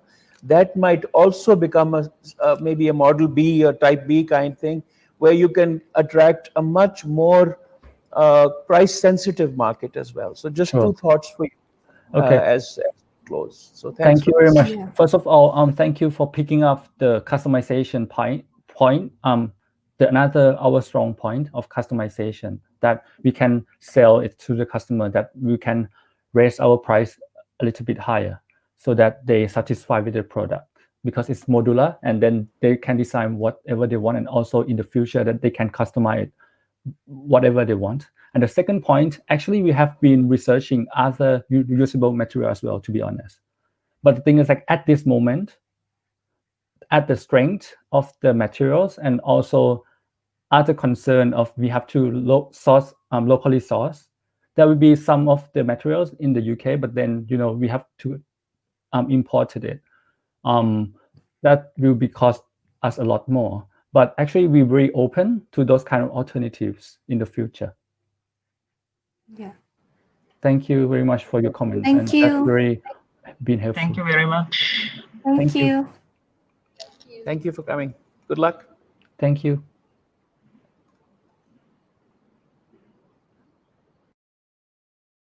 All right. So this has been our last team for today. We now listened to 10 different projects addressing different sustainable development goals. And now it's time for our judges to make an important decision. So stay tuned. We'll be broadcasting the decision on the same stream, and wait for the top 3 finalists announced. We'll go on a short break right now. Thank you.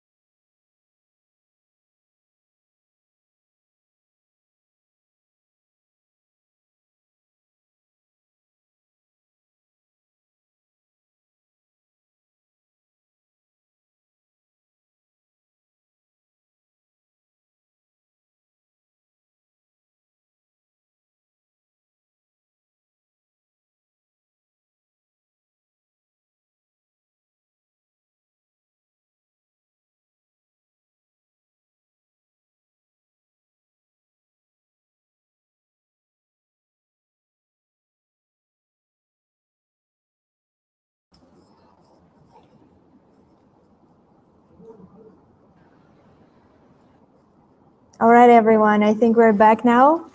It has been quite a long time for all our judges making their final decision. Trust me, it wasn't easy for anyone. First of all, I wanted to congratulate everyone who has passed the first stage of the challenge and ended up pitching today in the session, and we'd like to thank you all for doing this. I think everyone who has heard your project have enjoyed your wonderful ideas, and we are very excited to see hopefully most of your projects progressing further. I would also like to thank all the participants who have submitted more than 100 projects in the first stage. And although you might not have a chance to present it to our judges in this competition, we encourage you to continue on and hopefully participate in the next year and other challenges. So we wish you the best of luck. I would like to give a few words to our judges before we announce our finalists and give you a little bit more time to get everyone here on the live stream so that you can get ready to hear our final decision. So allow me to give a word to our judges for more information.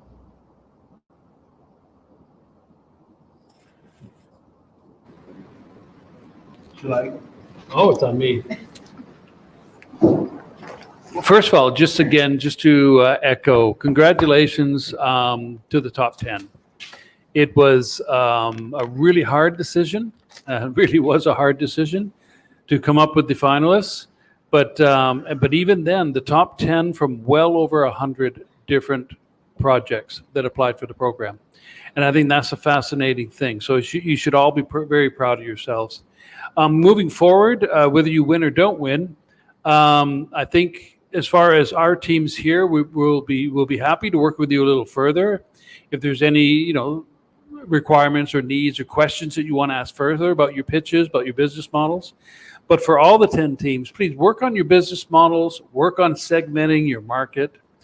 Always look to the future. Look what is going to happen, how the economy and how society is going to change over the next 3 to 4 to 5 years, and try to make sure that your model fits into that.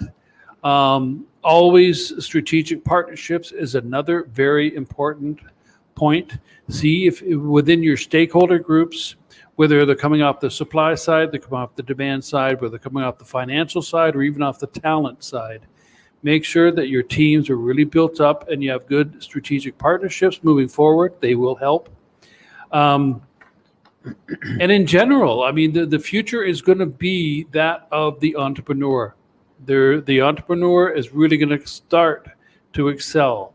The investment community now is getting much more, let's say, accommodating to startups, especially around SDG alignment, social impacts, positive social impact, or also minimizing negative impact. There's a lot of opportunity, a huge amount of opportunity.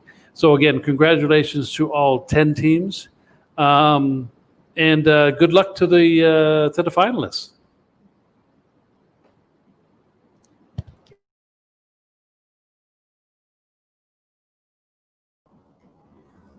Okay, so I think we're now ready to make the announcement of top 3.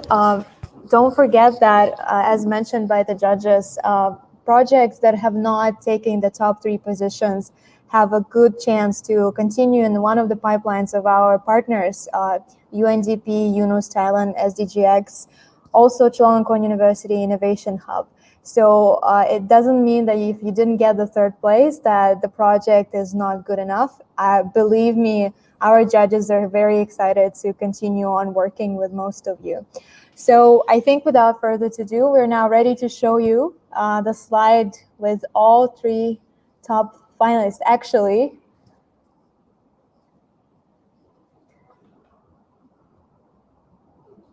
it's going to be 4 finalists, and you can see them up here on the screen. We decided, as mentioned to you, it was almost impossible to make a solid decision on the top 3. So we now have split the 3rd place between Team Alpha Protect and Synapse. Then on the 2nd place, we have team called Donest, and 1st place is taken by Team Merca. So we would like to congratulate the top 3 finalists. On more organizational part, we will be contacting the top 4 teams in our case to further information on how the process of arrangement will work with all of you. And then our partners as well as mentors and speakers will be also contacting you all. So congratulations. I hope you guys are celebrating. And thank you once again for participating. So on that note, it has been a pleasure having you all, and thank you for tuning in and watching our live stream. We would like to thank our mentors, speakers on the webinar in July, our judges who've been here with us on Saturday to listen to all of your pitches, and everyone who has been behind the stage working very hard on this challenge. And we hope you all enjoyed it. On the last note, we would like to give a word to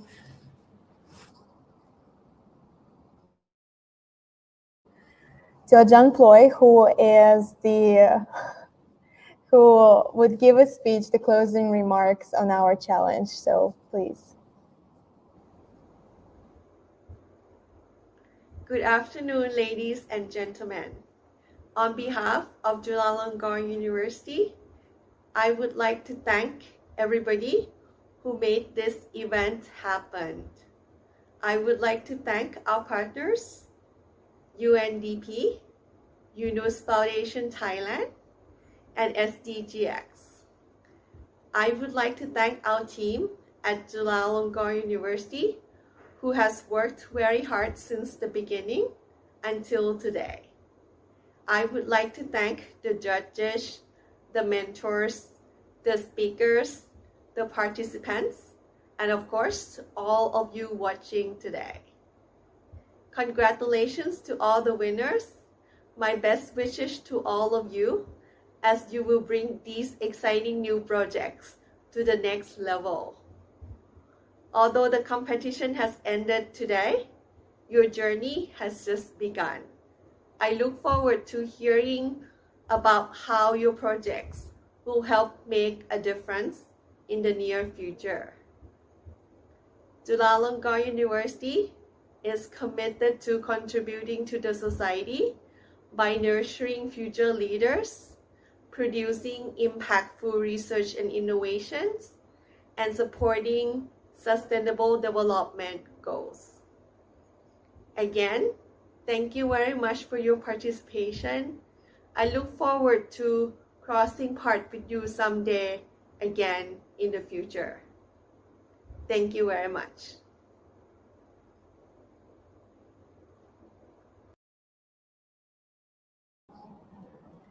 All right, thank you for Assistant Professor Dr. Warapara Nakavachara, who is Assistant to the President of Global Engagement here in Chulalongkorn University.